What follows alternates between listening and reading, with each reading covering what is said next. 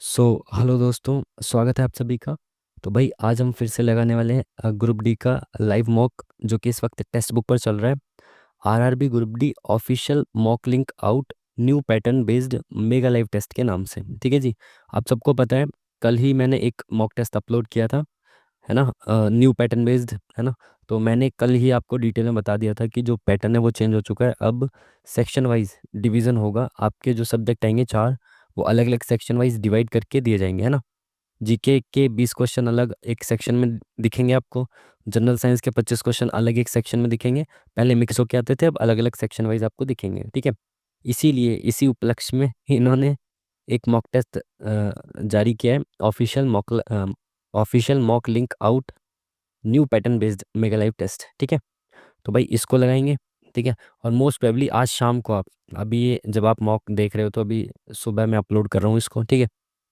और आज शाम को ही मैं आपको इसका और कहाँ पे है ये जो आपको दिख रहे हैं फाइनल 5 मेगा लाइव टेस्ट इनके जो हैं वो शुरू होंगे। ठीक है। तो 1 2 3 4 ऐसे करके 5 चलेंगे। 21 नवंबर यानी कि आज जब आप ये वीडियो देख रहे हो तब से शुरू होंगे। तो इसका भी सॉल्यूशन मैं आपको मोस्ट प्रोबेबली शाम तक अपलोड करा दूंगा। ठीक है। 7 से 8 बजे के बीच में, है ना। फिलहाल अभी इसको देखते हैं, कहाँ गया अपना मॉक टेस्ट, भाई ये रहा। ठीक है। तो जैसा कि आप सभी लोग जानते हैं और जो लोग नहीं जानते मैं उनको बता देता हूँ कि यहाँ पे हम देखेंगे इस मॉक टेस्ट का सॉल्यूशन, और इसमें आप सीख कह सकते हैं अप्रोच, एग्जाम ओरिएंटेड अप्रोच, कि आप किस तरह से एग्जाम में विद इन टाइम क्वेश्चंस को सॉल्व करेंगे, कैसे आप कई बार ऑप्शन से आंसर तक पहुंचेंगे, कैसे आप कई बार यूनिट डिजिट से आंसर तक पहुंचेंगे, और इसी तरह की बहुत सारी छोटी छोटी सी चीज़ें जो आपका एग्जाम में बहुत सारा समय बचा सकती हैं, वो आप यहाँ पे सीख सकते हो। ठीक है जी। तो चलिए बिना किसी देरी के शुरुआत करते हैं आज के मॉक टेस्ट की।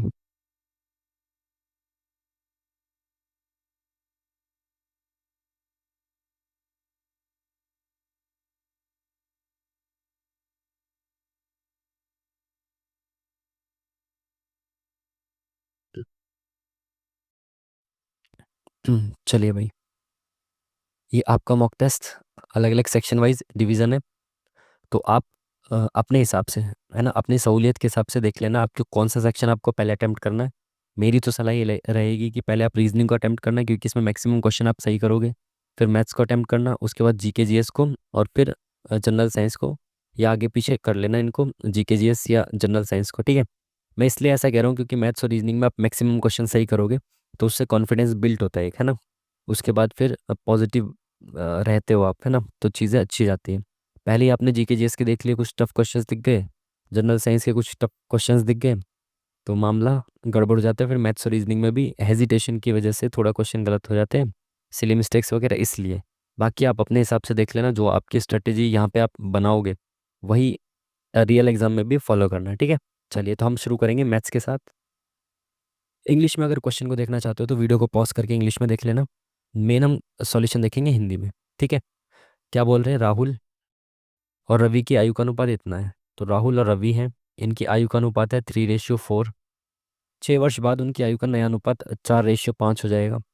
वर्तमान में रवि की आयु कितनी है बताना है। देखो 6 वर्ष बाद, तो 6 साल बाद। ठीक है। लेकिन रेशियो कितना बढ़ा, एक।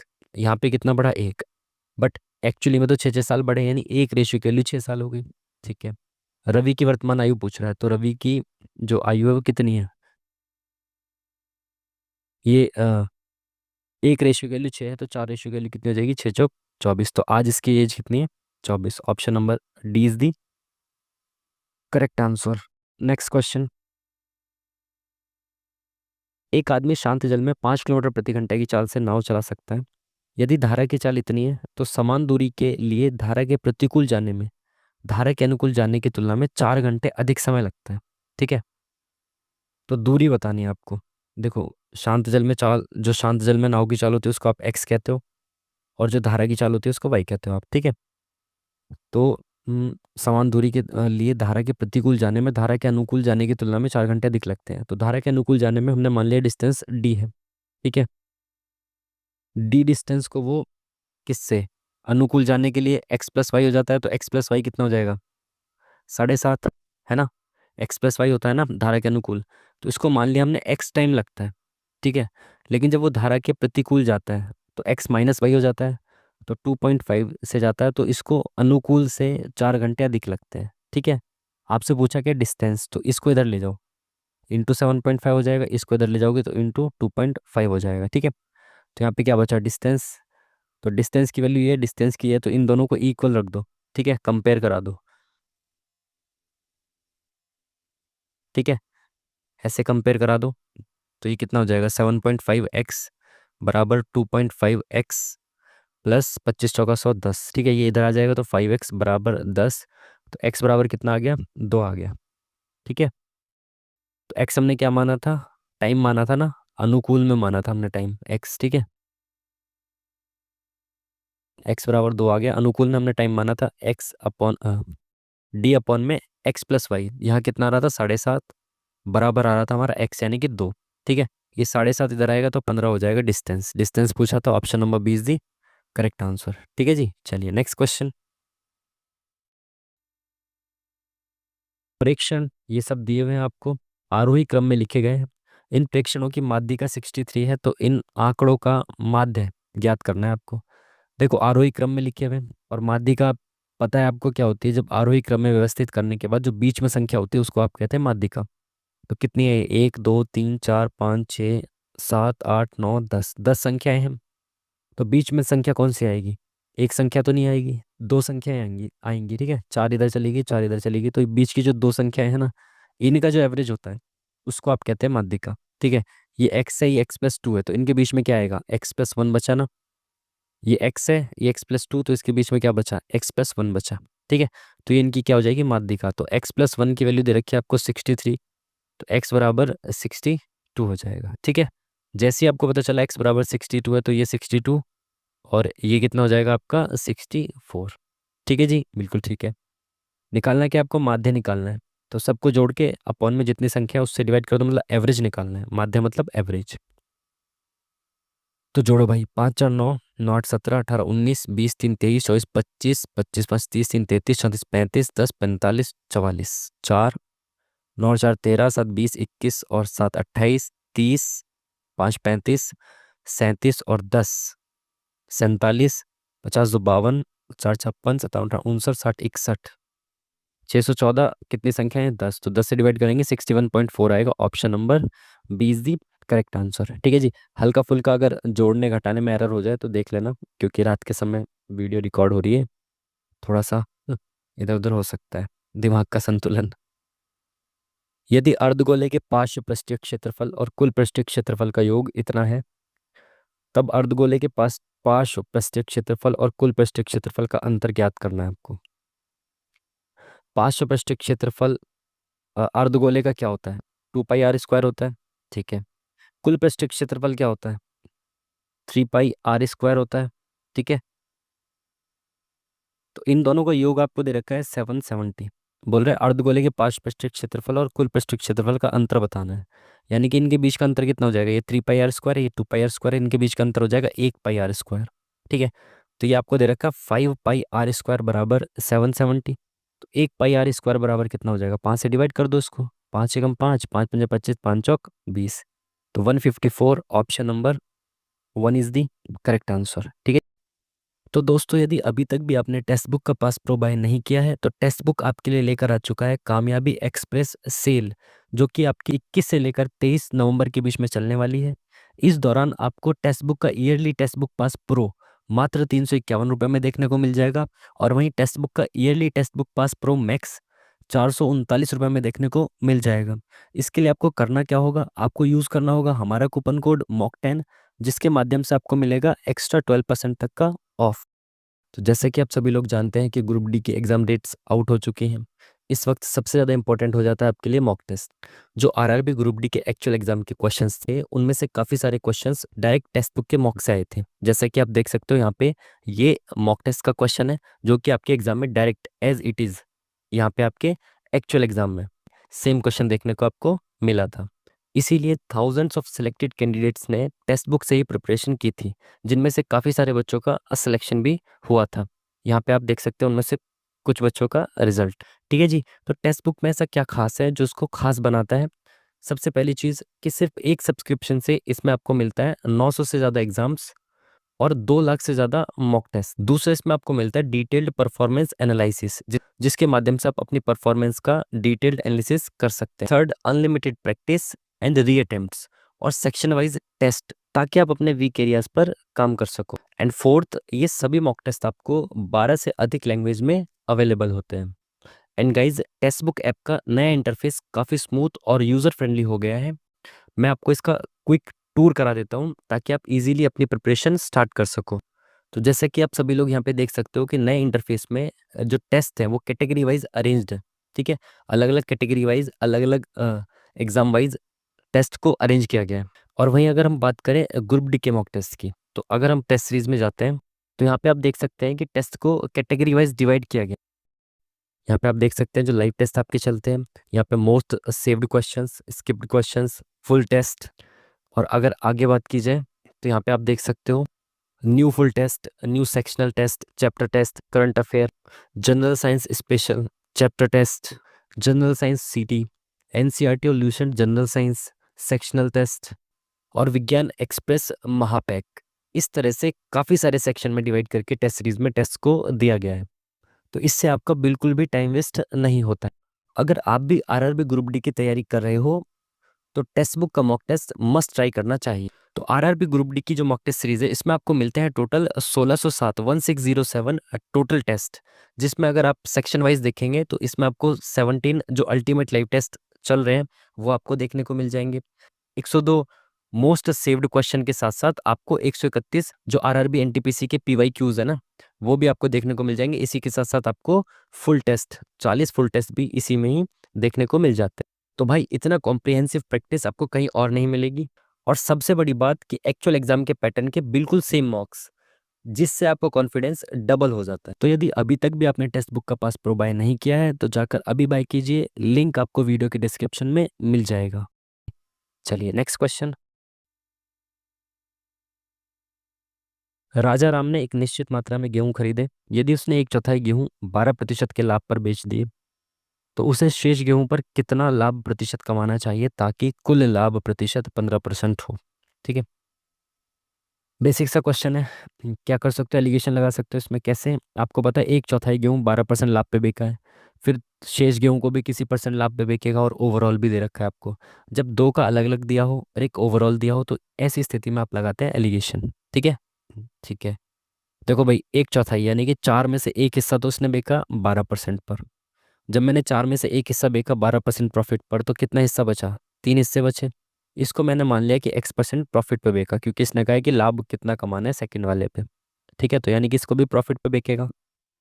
ठीक है, कुल लाभ इसको कितना हुआ, 15%। ठीक है, ये जो ऊपर का रेशियो होता है यही सेम रेशियो नीचे आता है, आप सबको पता होगा ये। बिल्कुल।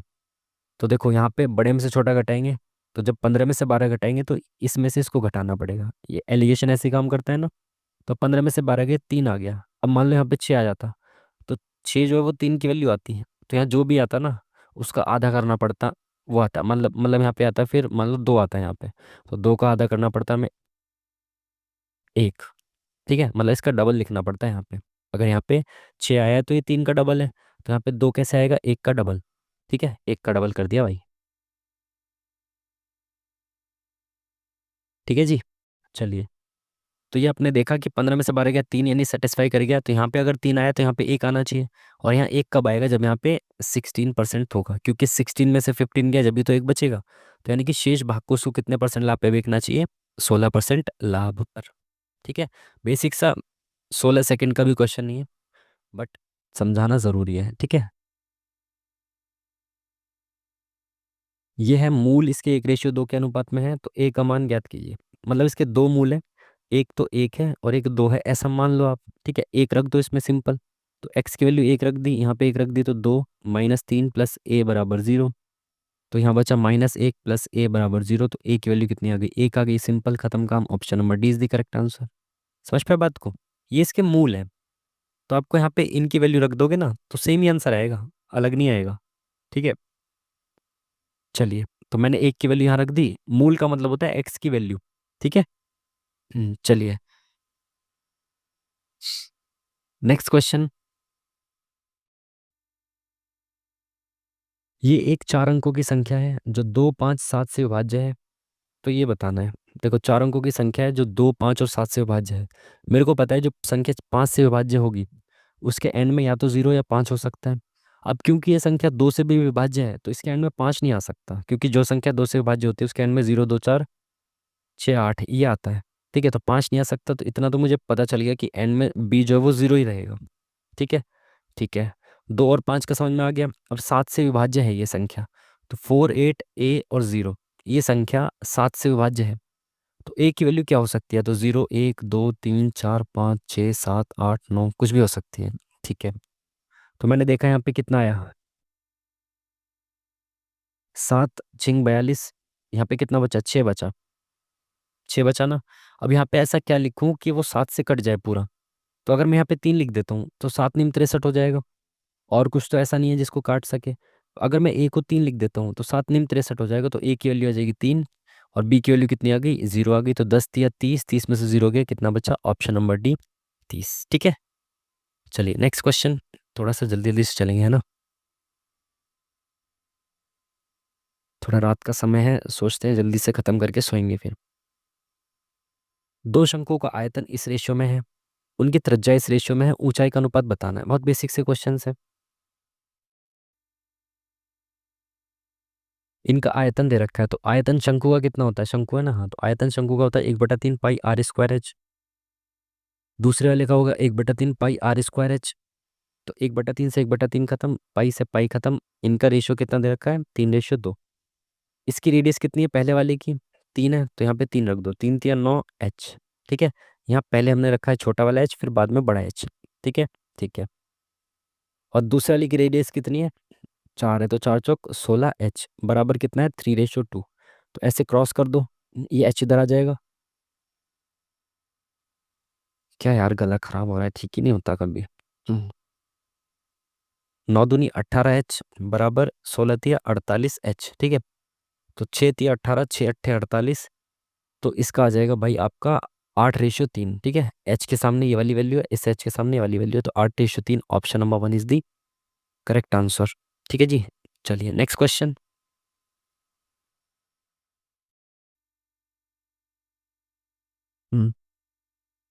x-1 आपको दे रखा है, x² - 1/x² निकालना है आपको।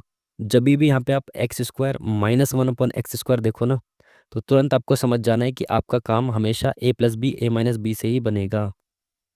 ठीक है, जब भी यहाँ पे आप a² - b² की तरह देखना है इसको। x² - 1/x² अगर देखते हो तो आपको समझ जाना है क्या करना है इसमें। x+1 इंटू में x-1, क्योंकि a² - b² की तरह इसको देखना है। ठीक है, a² - b² बराबर क्या होता है? a+b a-b। ठीक है। ठीक है जी, x-1/x आपको दे रखा है। ये मैंने पिछली बार भी बताया था कि अगर x-1/x दे रखा है, x+1/x आपको निकालना है, तो ये क्या होता है? रूट के अंदर k² +-4 प्लस आपको निकालना है, माइनस दे रखा है, प्लस निकालना है, तो यहाँ पे माइनस हटा दो, प्लस लगा दो। ठीक है, अगर यहाँ पे प्लस दिया होता और माइनस पूछा होता तो यहाँ पे माइनस लगा देना था। ठीक है, चलिए। और के क्या होता है? के होता है ये, तो k² यानी 121 + 4, ये कितना हो जाएगा? 125 रूट के अंदर। ठीक है, तो 125 किसका स्क्वायर होता है? किसी का नहीं होता। 25 × 5 = 125 होता है। ठीक है, तो 25 होता है 5 का स्क्वायर, अंदर रह जाएगा रूट के अंदर 5, 5। ठीक है। ठीक है, तो भाई ये आ गया आपके पास x+1/x। ठीक है। ठीक है, ये आ गया आपके पास x+1/x, ये आ गया। x-1/x 11 है, इसको इंटू करेंगे तो 11×5 = 55 √5। ऑप्शन नंबर माइनस में तो नहीं है ना? नहीं, प्लस में है। ठीक है, option number B is the correct answer. चलिए।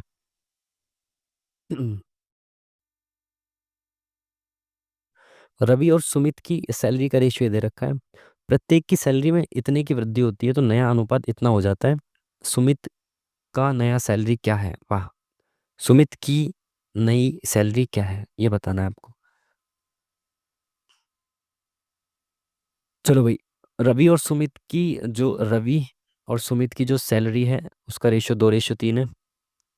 और नया अनुपात कितना हो जाएगा, 35 और 50। तो 5 से काट दो ना, 5 सत्ते 35, 5 धाम 50, तो नया अनुपात हो जाता है भाई 7:10। इसमें कितना बड़ा, 5 बड़ा, इसमें 7 बड़ा। तो भाई ऐसा तो नहीं हो सकता ना, क्योंकि दोनों में तो सेम 3-3 हज़ार रुपये बड़ा है। तो आप ऐसा करो, ये क्या है, इनका टोटल सम कितना है, 5 है, और इनका टोटल सम कितना है, 17 है।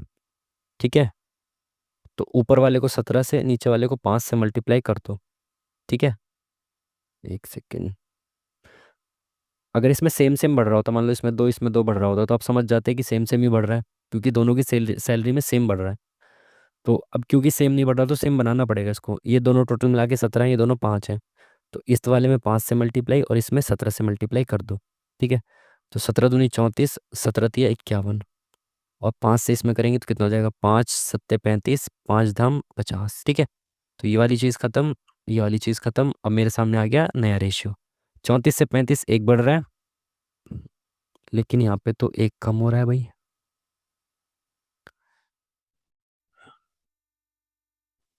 एक क्या हो रहा है भाई, 51 से 50 क्यों हो रहा है भाई, 50 से 51 होना चाहिए ना। चलो इसको बेसिक से देख लेते हैं। रवि और सुमित की सैलरी का रेशियो ये है, तो हम ये मान लेते हैं कि रवि और सुमित की जो सैलरी है वो 2x और 3x है। ठीक है, ऐसे मान लो अब 2x और 3x। ठीक है, दोनों की सैलरी में कितना कितना बढ़ा, 3-3 हज़ार रुपये बढ़ा। ये बेसिक तरीका है ना, वो रेशियो से पता नहीं क्यों नहीं आ रहा है। उसके बाद इनका जो नया रेशियो कितना हो जाएगा, 5 सत्ते 35, 5 धाम 50, तो 7:10 हो जाएगा। ठीक है, पहले इनकी सैलरी का रेशियो ये था, फिर दोनों की सैलरी में सेम सेम 3-3 हज़ार रुपये बढ़ गए, तो फिर रेशियो ये हो गया। ठीक है, अब इस 10 को इधर ले जाओ, 7 को इधर ले जाओ, तो कितना हो जाएगा, यहाँ पे 10 ले गए हम, और ये जो 3x + 3 हज़ार है वो यहाँ पे ले गए। ठीक है, यहाँ से 10 चला गया, यहाँ से ये इधर आ गया। तो 10 दूनी 20x + 3 1 2 3 4 बराबर 7 या 21x + 7 या 21 हज़ार। ठीक है, ठीक है, ये इधर आ जाएगा, तो एक एक्स बचेगा, ये इधर आ जाएगा, तो 9 हज़ार बचेगा। ठीक है, एक्स की वैल्यू आ गई 9 हज़ार। पूछा क्या है आपसे, सुमित की नई सैलरी क्या है। तो सुमित की नई सैलरी क्या है, पुरानी सैलरी का रेशियो तो ये है, पुरानी सैलरी तो 3x है, तो पुरानी सैलरी 3x है, यानी कि 9 या 27x तो पुरानी सैलरी है। अब बढ़ के कितनी हो जाएगी, 3 के बढ़ गया तो कितनी हो जाएगी, 30 के। Option number D is the correct answer. ठीक है जी, चलिए नेक्स्ट क्वेश्चन।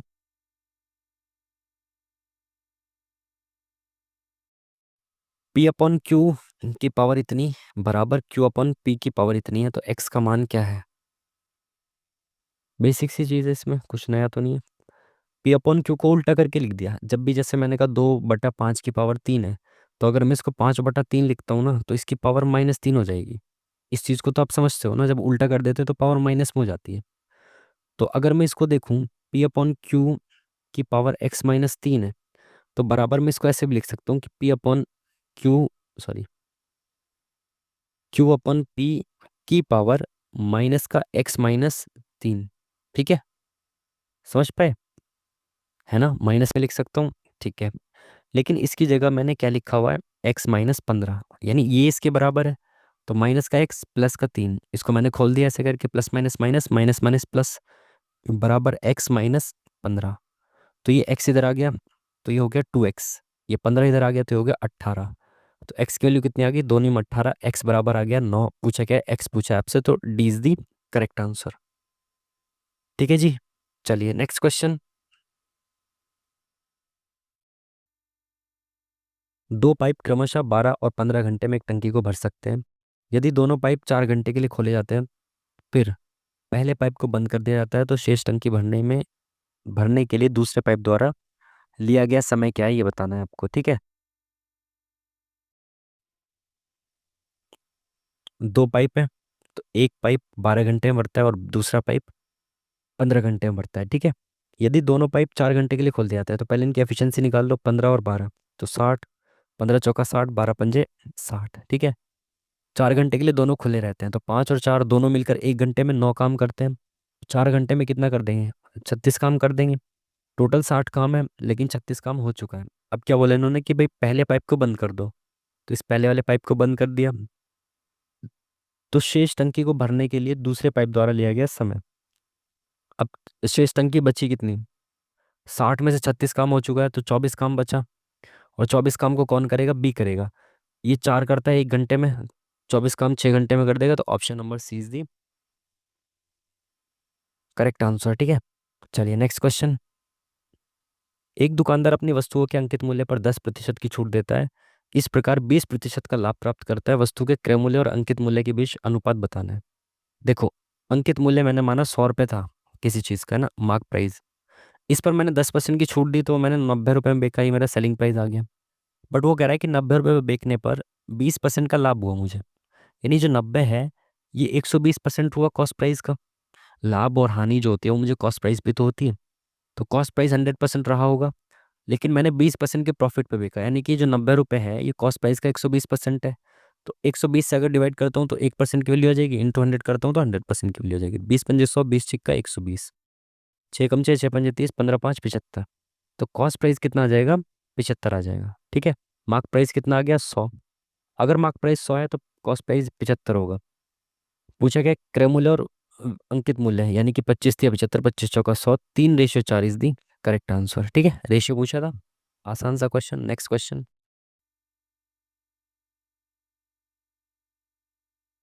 बिंदु P से वृत्त पर एक स्पर्श रेखा खींची जाती है, जो वृत्त से T पर इस प्रकार मिलती है कि PT बराबर 8।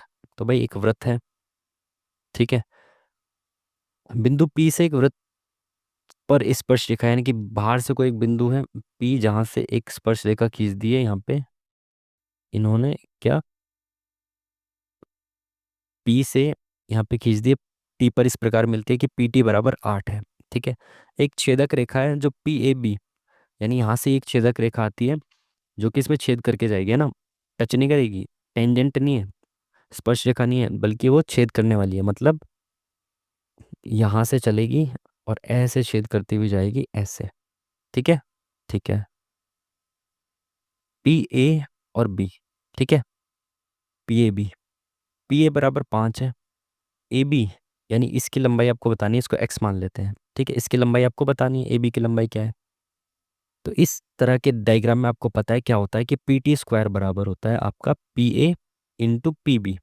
ठीक है, अंदर वाले की कोई पूछ नहीं है, बाहर वालों को देखना है बस, PA और PB। ठीक है ना, तो PT² यानी कि 8×8 = 64 बराबर PA, तो 5 का स्क्वायर 25 इंटू PB यानी कि x+5, तो x+5। ठीक है, ठीक है।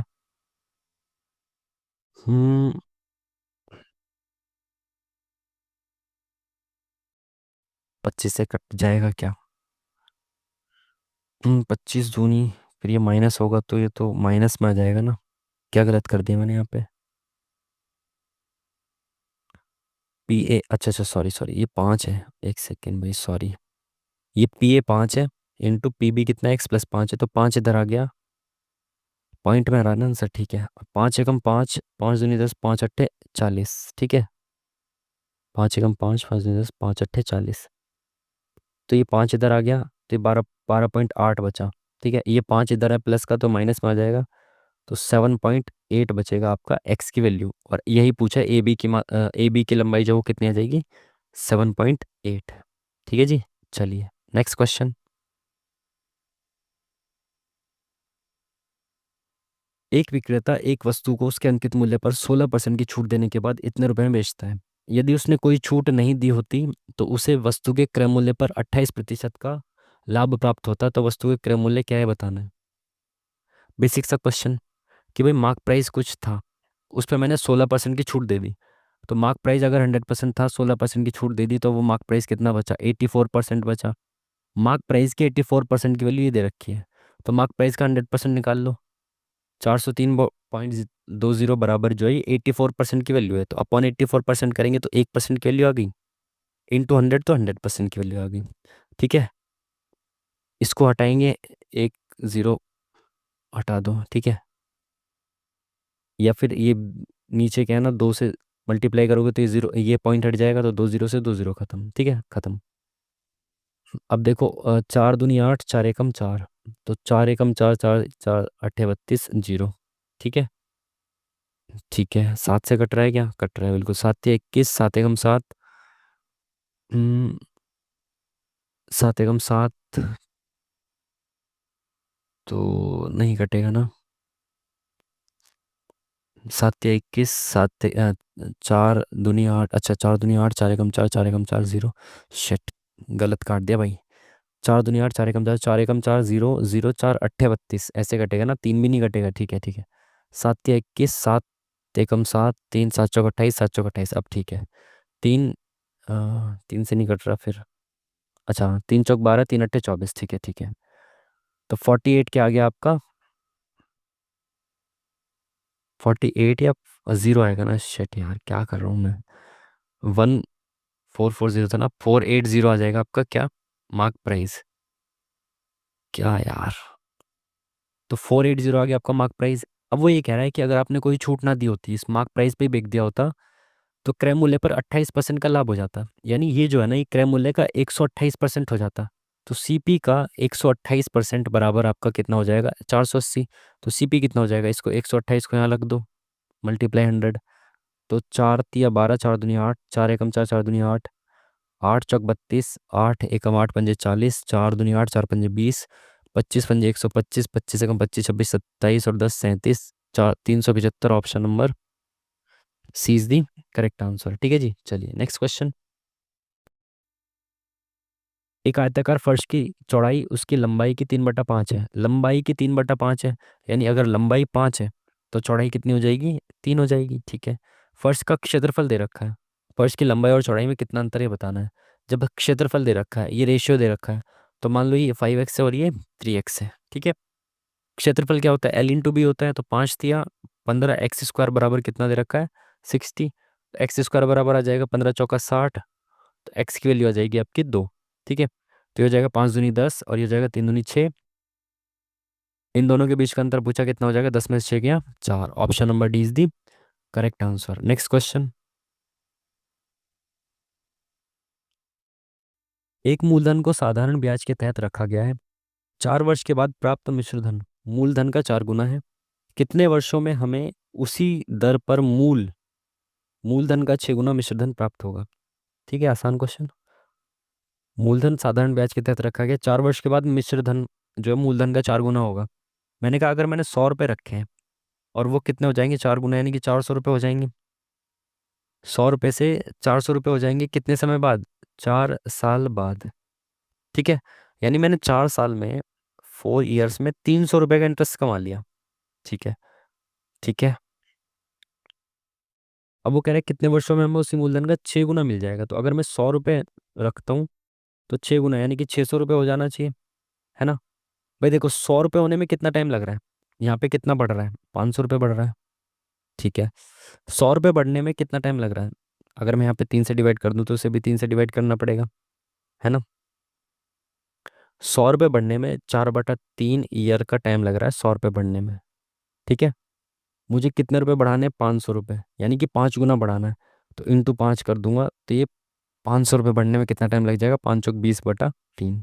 समझ पाए बात को? मैंने ये कहा कि 100 से 400 हो गए 4 साल में। 4 साल में 300 रुपये बढ़े हैं। मैंने कहा 100 रुपये बढ़ने में कितना टाइम लग रहा था। या मैं डायरेक्ट ऐसे कर देता हूँ कि 1 रुपये बढ़ने में कितना टाइम लग रहा है। ये 300 इधर चला जाएगा, 4/300 हो जाएगा। ये 1 रुपये बढ़ने में टाइम लग रहा है। मुझे 500 रुपये बढ़ने में कितना टाइम लगेगा ये निकालना है। तो 500, 0 0 खत्म, 5 चौक 20/3 साल लगेंगे। Option number C is the correct answer. ठीक है, इस तरह से वैल्यू पुट करके कर देते, बहुत आसान हो जाता।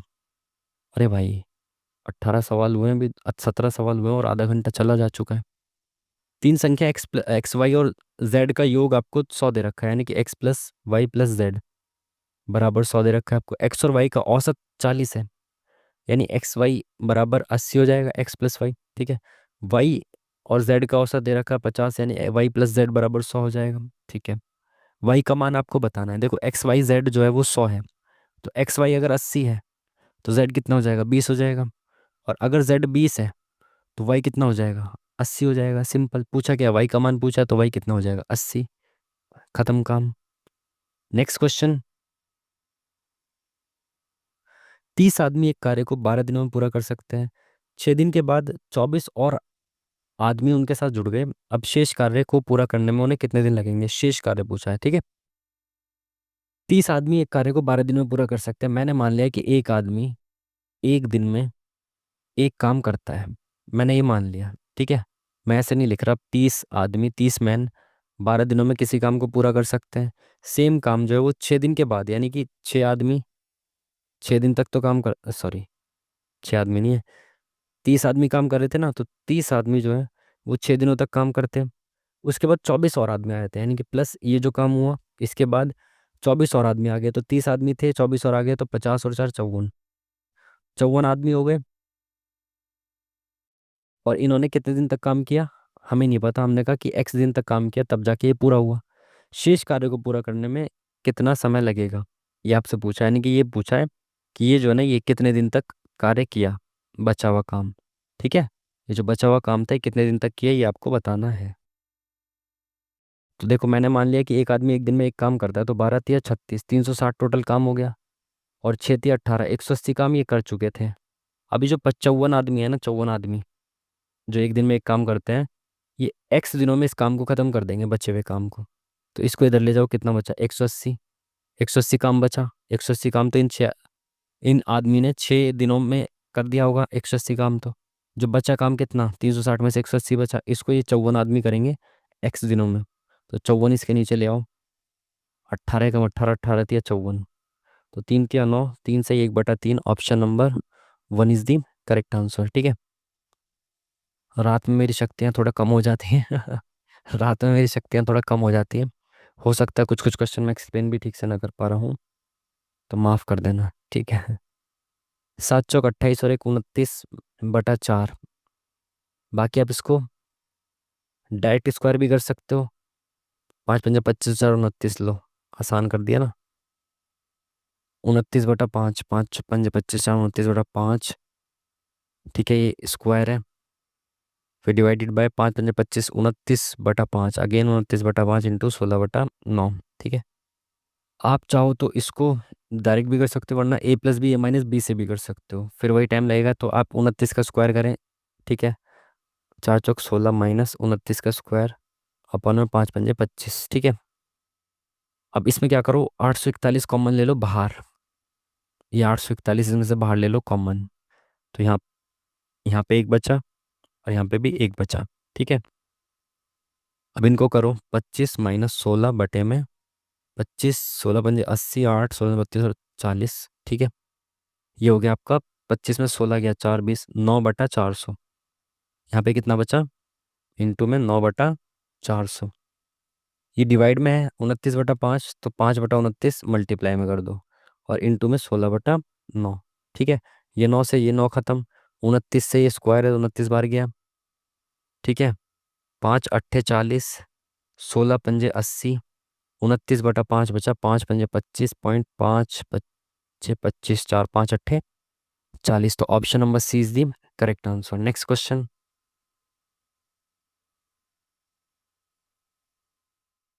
इसका मान ज्ञात करना, अगेन सबसे पहले आपको बोर्ड मास के अकॉर्डिंग ब्रैकेट सॉल्व करना होता है। ब्रैकेट में भी सबसे अंदर वाला ब्रैकेट ये वाला है जो सबसे पहले सॉल्व करेंगे आप। 2 × 4 = 8, 4 बचा, 3 - 4 मतलब -1 बचा, और माइनस माइनस हो जाएगा प्लस का 1, ठीक है। यहाँ पे माइनस है ना, अंदर माइनस, तो माइनस माइनस प्लस का 1, तो 1/2 प्लस 1 प्लस 1/3 प्लस 2/5, ठीक है। एक और एक 2, 2 प्लस 1/2 प्लस 1/3 प्लस 2/5। तो करो भाई, 3 एकम 3, 2 एकम 2, 3 दूनी 5/6 प्लस 2/5, और यहाँ 2 है ही, तो 5 × 5 = 25 और 6 दूनी 12 बटे में 6 × 5 = 30।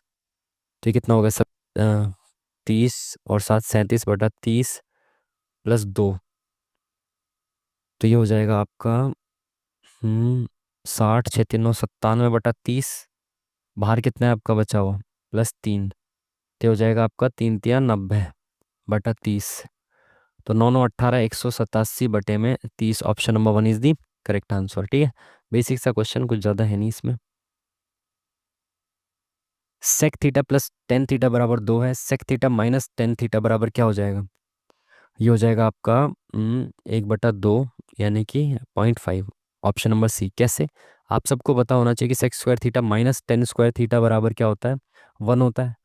आप इसको ऐसे भी लिख सकते हो ए स्क्वायर माइनस बी स्क्वायर, तो ए स्क्वायर माइनस बी स्क्वायर क्या होता है, ए प्लस बी, है ना, इंटू ए माइनस बी बराबर 1 होना चाहिए।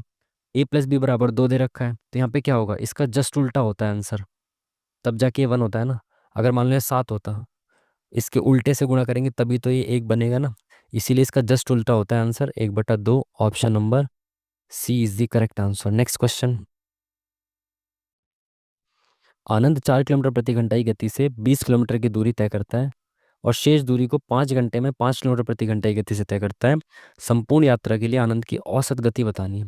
तो औसत गति होती है कुल दूरी, ठीक है, बटे में कुल समय, ठीक है। कुल दूरी इसने कितनी चली, 4 किलोमीटर प्रति घंटा की गति से 20 किलोमीटर दूरी तय करता है। अब 20 किलोमीटर दूरी इसने तय कर ली, और 4 की स्पीड से 20 किलोमीटर की दूरी वो 5 घंटे में तय करेगा, है ना भाई। 4 किलोमीटर 1 घंटे में तय करता है, तो 20 किलोमीटर उसने 5 घंटे में तय की होगी, ठीक है, प्लस 5 घंटे में 5 किलोमीटर प्रति घंटा की गति से तय करता है। शेष दूरी 5 घंटे में तय करता है, तो 5 घंटे लेता है शेष दूरी को तय करने में, और 1 घंटे में 5 किलोमीटर चलता है, तो 5 घंटे में 25 किलोमीटर चल रहा होगा वो, है ना, ठीक है। तो 45/10 यानी कि 4.5 इसकी एवरेज स्पीड आ जाएगी। Next question. एक छात्र के पहले 4 उपसत्र परीक्षाओं में औसत अंक कितने हैं। पहली 2 उपसत्र परीक्षाओं का औसत अंक कितने हैं, अंतिम 2 उपसत्र की परीक्षाओं के औसत अंक बताने हैं। बेसिक से कर दो भाई। 4 के इतने दे रखे, शुरू के 2 के इतने हैं, तो बाद के 2 के बताने हैं। 4 के इतने हैं, तो टोटल अंक कितने हो जाएंगे 4 में, एवरेज दे रखा है तो इंटू 4 कर दो, तो 9 दूनी 18, 180 है टोटल, टोटल, ठीक है। शुरू के 2 में एवरेज है 75, तो 150 हो जाएंगे टोटल। भाई 4 में 180 थे, शुरू के 2 में 150 आ गए, तो बाद के 2 में 30 ही तो बचे, तो बाद के 2 में 30 आए होंगे, और एवरेज पूछ रहा है, तो 2 से डिवाइड कर दो, 15 आ जाएगा। Option number D is the correct answer. ठीक है जी, चलिए नेक्स्ट क्वेश्चन। त्रिभुज ABC में क्रमशः क्रमशः AB और AC पर बिंदु D और E इस प्रकार है। तो भाई एक त्रिभुज बना लेते हैं ना, एक त्रिभुज बना लीजिए आप भी मेरे साथ, ठीक है। ये आपका त्रिभुज बन गया, AB और C। AB और AC पर बिंदु D और E, तो AB पर D, AC पर E इस प्रकार है कि DE जो है वो समांतर है किसके, DE जो समांतर किसके है, BC के है, ठीक है। AD बराबर एक, ये ना हमें ये मेरे हिसाब से गारंटेड ना, ये उसका है, सिमिलैरिटी का क्वेश्चन होगा पक्का। यदि AD बराबर 1 और DB बराबर कितना है, 3 है, तो आपसे पूछा ADE इस वाले का एरिया अपॉन में ABC का एरिया। आप सबको पता है इनकी जो सारी भुजाएं होंगी, ये सारी भुजाएं 1:3, नहीं 3 नहीं, 1:4, क्योंकि AD की भुजा तो 1 है, AB की कितनी हो जाएगी, AB तो 4 हो जाएगी ना। तो इन दोनों त्रिभुजों की ADE और ABC की सभी भुजाएं 1:4 में होंगी, और इनका जो एरिया होगा वो इनके स्क्वायर में होगा, ठीक है। 1:4 × 4 = 16। समझ पाए बात को। ये जो भुजाओं का रेशियो होता है ना एक साइड का, जब ये पैरेलल हो जाए, बीच में ये वाली रेखा पैरेलल आ गई दोनों, तो ये समरूप त्रिभुज बन जाते हैं। जैसे समरूप त्रिभुज बने तो इनकी जो साइड्स का रेशियो है ना, वो सारी साइड्स का रेशियो सेम होता है। AD अपॉन AB बराबर DE अपॉन BC होगा। अगर DE 1 है तो ये कितनी हो जाएगी, 4 हो जाएगी। AE 1 है तो AC कितनी हो जाएगी, 4 हो जाएगी, ठीक है। साइड के रेशियो का जो स्क्वायर होता है वो इनके एरिया का रेशियो होता है, तो इनके एरिया का रेशियो यहाँ पे लिखा है ना AR, वो पूछा है आपसे, तो एरिया का रेशियो कितना हो जाएगा, 1:16। Option number 1 is the correct answer, ठीक है जी। चलिए ऑलमोस्ट 40 मिनट लग गए इस 25 सवालों में, इतना टाइम कैसे लग गया भाई। खैर चलो, इसको देखते हैं रीजनिंग को, थोड़ा जल्दी जल्दी से चलो यार। फर्स्ट से फर्स्ट का लिंक देखते हुए चलो। तो क्या हो जाएगा, W से R, WRSTUVW होता है, तो H से M, HIJKLM, +5, M से R 18, 18 से 5 23, तो +5 हो रहा है, तो -5 करेंगे तो C आ जाएगा, CDEFGH, तो C आ जाएगा यहाँ पे। तो ये दोनों ऑप्शन तो खत्म। उसके बाद U और P, यानी कि यहीं से चल रहा होगा, FGHIJK, +5, 11×5 = 16, और 16×5 = 21, ठीक है। तो +5 हो रहा होगा तो यहाँ पे A आएगा, तब तो जाके 5 प्लस करेंगे तब F आएगा ना, तो ए आएगा लास्ट, लास्ट में नहीं पहले। हाँ, तो ये ऑप्शन खत्म। ऑप्शन नंबर PQRSTU ABCDEFGHIJ के, हाँ ठीक है। तो option number 1 is the correct answer. +6 चल रहा है। मेहमानों से देवेशी का परिचय कराते हुए आशीष कहता है, आशीष कहते हैं, आशीष उसके पिता, यानी कि देवेशी के पिता की बात चल रही है। देवेशी के पिता मेरे दादा, यानी कि मेरे पिता के पिता, मेरे दादा के एकमात्र पुत्र, एकमात्र पुत्र के एकमात्र पुत्र, यानी कि ये है उसके पिता, यानी कि आशीष खुद उसका पिता है। तो देवेशी से किस प्रकार संबंधित है आशीष? पिता है ना। ये कह रहा है उसके पिता मेरे दादा के एकमात्र पुत्र के एकमात्र पुत्र, यानी कि मैं खुद हूँ, है ना, तो उसका पिता हूँ मैं। Simple. Next question. Milli, oh sorry, metre millimetre, तो किलोग्राम क्या हो जाएगा?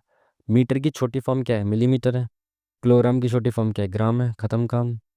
Next question. ठीक है जी, चलो। भिन्न का चयन करना है, यानी कि ऑड वन आउट आपको छांटना है। लहसुन और अदरक, आलू, टमाटर, ये तीनों चीज़ें जो लहसुन और अदरक और आलू तीनों नीचे होती है ज़मीन के, और ये ज़मीन के ऊपर होता है टमाटर। सिंपल सी चीज़। Option number D odd one out है, बाकी सब ज़मीन के नीचे और ये ज़मीन के ऊपर। 5 व्यक्ति FJNR और V केंद्र के सम्मुख एक वृत्ताकार मेज के चारों ओर बैठे हैं। तो भाई एक वृत्ताकार मेज है, इसके चारों ओर 5 व्यक्ति हैं, तो 1 2 3 4 और 5, ठीक है। जे F के ठीक बाईं ओर बैठा है, तो जे जो है वो F के ठीक बाईं ओर बैठा है, ठीक है। आगे क्या बोला इसने? V जे के बाईं ओर से दूसरे स्थान पर, जे के बाईं ओर से दूसरे स्थान पर V है, ठीक है। जो जे के दाईं, तो जे के दाईं ओर से दूसरे स्थान पर कौन है? भाई अभी तो रह गया कुछ। जे और एफ रहे। एन एफ के बाईं ओर से दूसरे स्थान पर, एन जो है वो एफ के बाईं ओर से दूसरे स्थान पर एन आ गया। ठीक है। तो जे के दाईं ओर से दूसरे स्थान पर, जे के दाईं ओर से दूसरे, यहाँ पे कौन है? जो अभी तक नहीं बैठा वो यहाँ बैठा होगा। एन बैठ गया, एफ बैठ गया, वी बैठ गया, तो आर नहीं बैठा, तो ऑप्शन नंबर डी जो है वो करेक्ट आंसर होगा, ठीक है। चलिए। एक निश्चित कूट में इसको ये लिखा जाता है, इसको ये लिखा जाता है, इसको ये लिखा जाता है, इसको क्या लिखा जाएगा? ठीक है। स्वीट, देखिए स्वीट कहाँ पर है? यहाँ पर है स्वीट, ठीक है। अच्छा, इसके सामने नहीं है इसका कोड, इसका कोड इस बार इसके आगे लिखा हुआ है, इसके आगे ये है कोड। तो देखिए स्वीट का कोड जो है ना वो ये है, मतलब इस वाले का कोड ये है। स्वीट और कहीं लिखा हुआ है क्या? नहीं। इट मीन्स कि स्वीट का कोड इसमें है और वो केवल इसी में और कहीं नहीं है, क्योंकि स्वीट स्वीट जो है केवल यहाँ लिखा हुआ है। तो देखो एक कहीं और लिखा है क्या? एक कहीं और नहीं है, तो एक स्वीट का कोड हो सकता है। 3 यहाँ लिखा है, 3 यहाँ भी लिखा है, तो स्वीट का कोड नहीं हो सकता। 5 यहाँ लिखा है, 5 यहाँ भी लिखा है। इट मीन्स कि एक ही है जो इसमें लिखा है केवल, और एक ही स्वीट का कोड हो जाएगा, ठीक है। चलिए। Next question.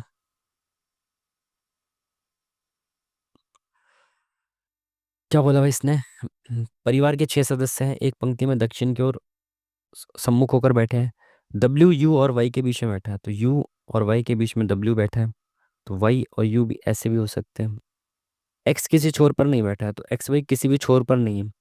V Y के ठीक बाएं बैठा है, V Y के ठीक बाएं बैठा है, तो ठीक बाएं तो यहाँ पे आ रहा है, तो इसके ठीक बाएं V यहाँ पे आना चाहिए, तो ये वाली सिचुएशन गलत हो गई, ठीक है। Z बाएं छोर पर नहीं है, तो टोटल कितने लोग हैं? 6 लोग हैं। 4 लोग हो चुके हैं, 2 लोग बचे हैं और एक Z बचा है, और एक आपका X बचा है। X किसी भी छोर पर नहीं है, इट मीन्स कि X छोर पे तो बैठेगा ही नहीं, और 2 ही प्लेस हमारे पास बचे हैं, तो इन दोनों में से कोई एक तो छोर पे बैठा होगा, ठीक है।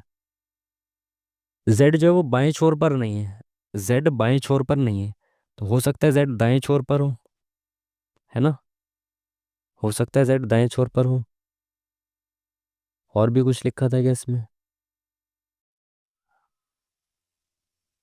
X किसी छोर पर नहीं है, तो हो सकता है X छोर पे तो नहीं होगा, X यहाँ पे हो सकता है ना। और तो कुछ नहीं ना।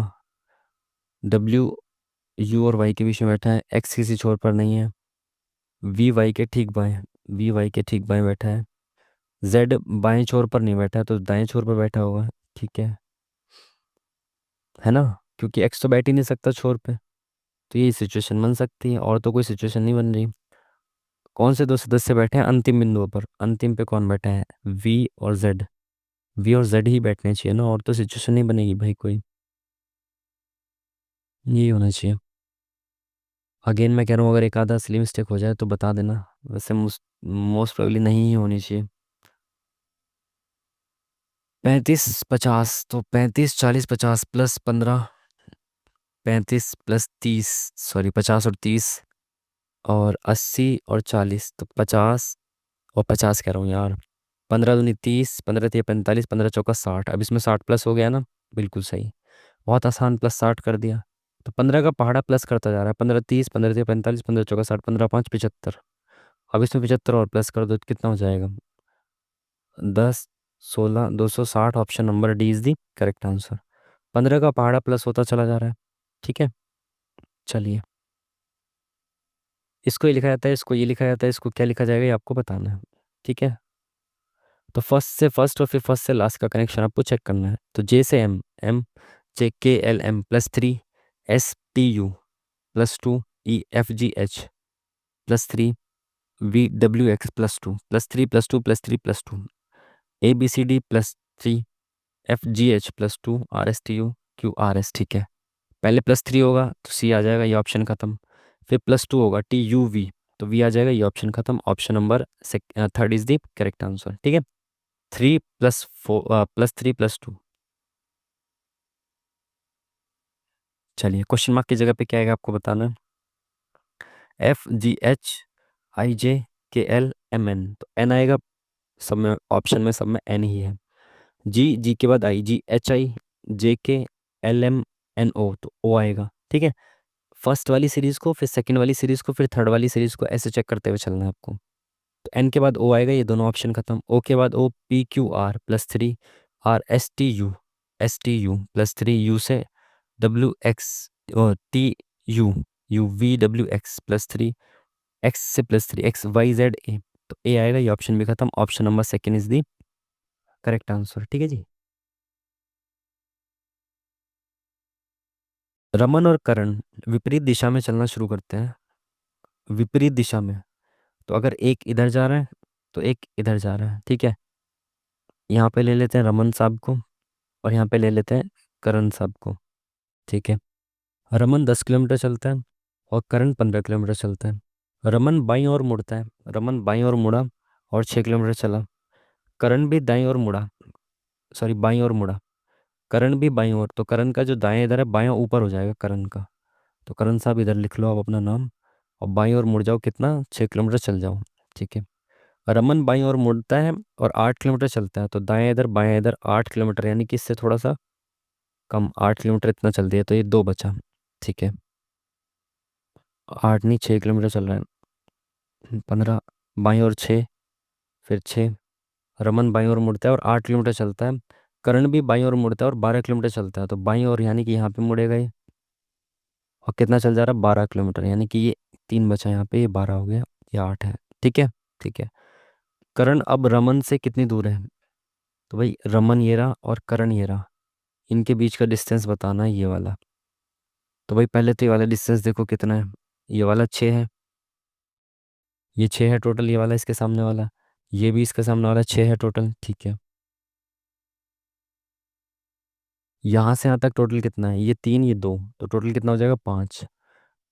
ठीक है। ये 5 है और ये टोटल पूरा कितना है? 12 है। तो 5 12 13 का ट्रिपलेट होता है, आप सबको पता है। तो इनके बीच का डिस्टेंस कितना हो जाएगा? 13 हो जाएगा। Option number 1। ठीक है।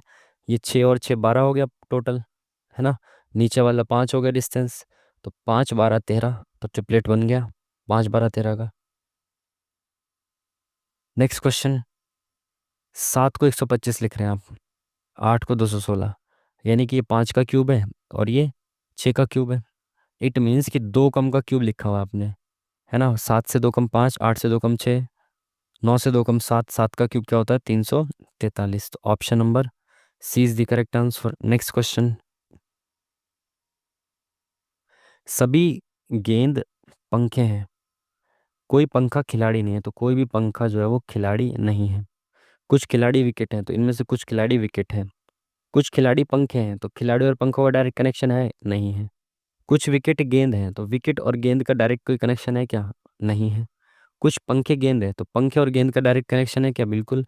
कुछ पंखे गेंद है क्या? बिल्कुल। तो ऑप्शन नंबर थर्ड जो वही सही हो सकता है, केवल 3। Option number D is the correct answer. अंग्रेजी शब्दकोश में दिखाई देंगे, ऐसे बताना है। तो ऑप्शन से चेक करना है हमेशा। पहले 5 है, चेक ये मत करो। फिर 4 है, चेक ये मत करो। अब 1 2 3, तो 1 2 3 में से चेक कर लो पहले कौन सा आएगा। HIG, GHIJKL, GHIJKLMNOPQRS। तो जी पहले आएगा, यानी एक पहले आएगा, तो ये भी खत्म, ये भी खत्म, ये भी खत्म। ऑप्शन नंबर थर्ड पहले आएगा, एक पहले आएगा, सिंपल। ठीक है, ऐसे चेक करना है आपको। 3 से 7, 22, 45, 136, 820। तेजी से बढ़ रहा है काफी, तो इनटू का लॉजिक होना चाहिए मेरे हिसाब से ना। 3 दूनी 6, 7 तिया 21, 22 दूनी 44। 3 दूनी 6, 7 तिया 21, 22 दूनी 44, 45 तिया 135 और एक। बहुत सही भाई, इनटू का ही लॉजिक है। जब बहुत तेजी से बढ़े ना तो समझ जाना कि इनटू का लॉजिक मोस्ट प्रोबेबली होगा। देखो, 3 दूनी 6 प्लस एक, 7 तिया 21 प्लस एक, 22 दूनी 44 प्लस एक, 45 तिया 135 प्लस एक। अब एक दूनी होगा प्लस एक होगा, तो 136 दूनी 272 प्लस एक 273। Option number one is the correct answer. ठीक है,